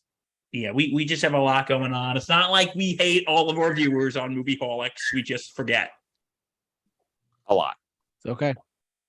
And in case you guys were wondering, in the description of every single video I upload in the past year or so, maybe the past 2 years, has been the link for the Movieholics Productions crew. Yeah. And also, it says Sports Insanity and Bill's channel. There you go. Sports Insanity Network. Check us out. We're on all platforms. You didn't stop me that time, Justin, huh? Okay, so in the words of Phil Collins, that's all.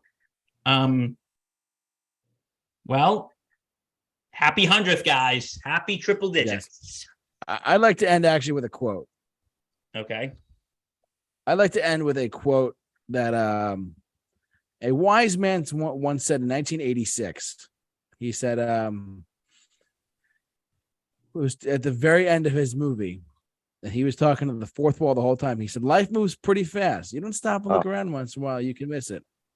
And we did a hell of a good job looking around and watching, and we enjoyed every single moment of this episode, and we enjoyed every moment of Mixed Bag. This point moving forward, all this other stuff. Yes, Bill, go ahead. And I would like to also end with a quote. What I was saying that with tying in with Sports Insanity Network, when I said, when you love what you do, you make the time. I like to end with a quote with that. It's by Mark Twain. It goes, and you've heard me say this a million times. You turn your vocation into a vacation, and you'll never work a day in your life. It's true. And, tying into that balance, when you really love what you do, like, listen, this isn't always easy. No. I'm sure there are times that you on Wednesday nights when you just want to, I got to sit here and listen to Bill talk. There's never a night like that, but go on. When you really love what you do, it doesn't feel like work. Absolutely. When you love what you do, and that's why, and trust me, like doing this show isn't always easy. There are nights that I got to power through. But you know what? When you love what you do, it doesn't feel like work. And this show never feels like work because I love what I do. And my final words, again, happy 100th. Cheers to 100 more. And happy birthday, JT. Thank you. And on that note, I have Justin, one quote just to the audience. You're still here? It's over. Go home. I saw you walking on the strip pool. That's actually my from God. Ferris Bueller too. Yeah. That is true. And Deadpool 1. You're saying, oh my God, it's too funny. Anyways, thank you for watching. Thank you for streaming with us. Thank you for doing everything as you always do. We'll be back next Wednesday with our regular 101 episode of Mixed Bag, and we'll be doing a regular topic then too. But this was just a big celebration for us. So, ladies and gentlemen, for all of us here at the Super Review Show, stay safe, take care, And take care. and God bless.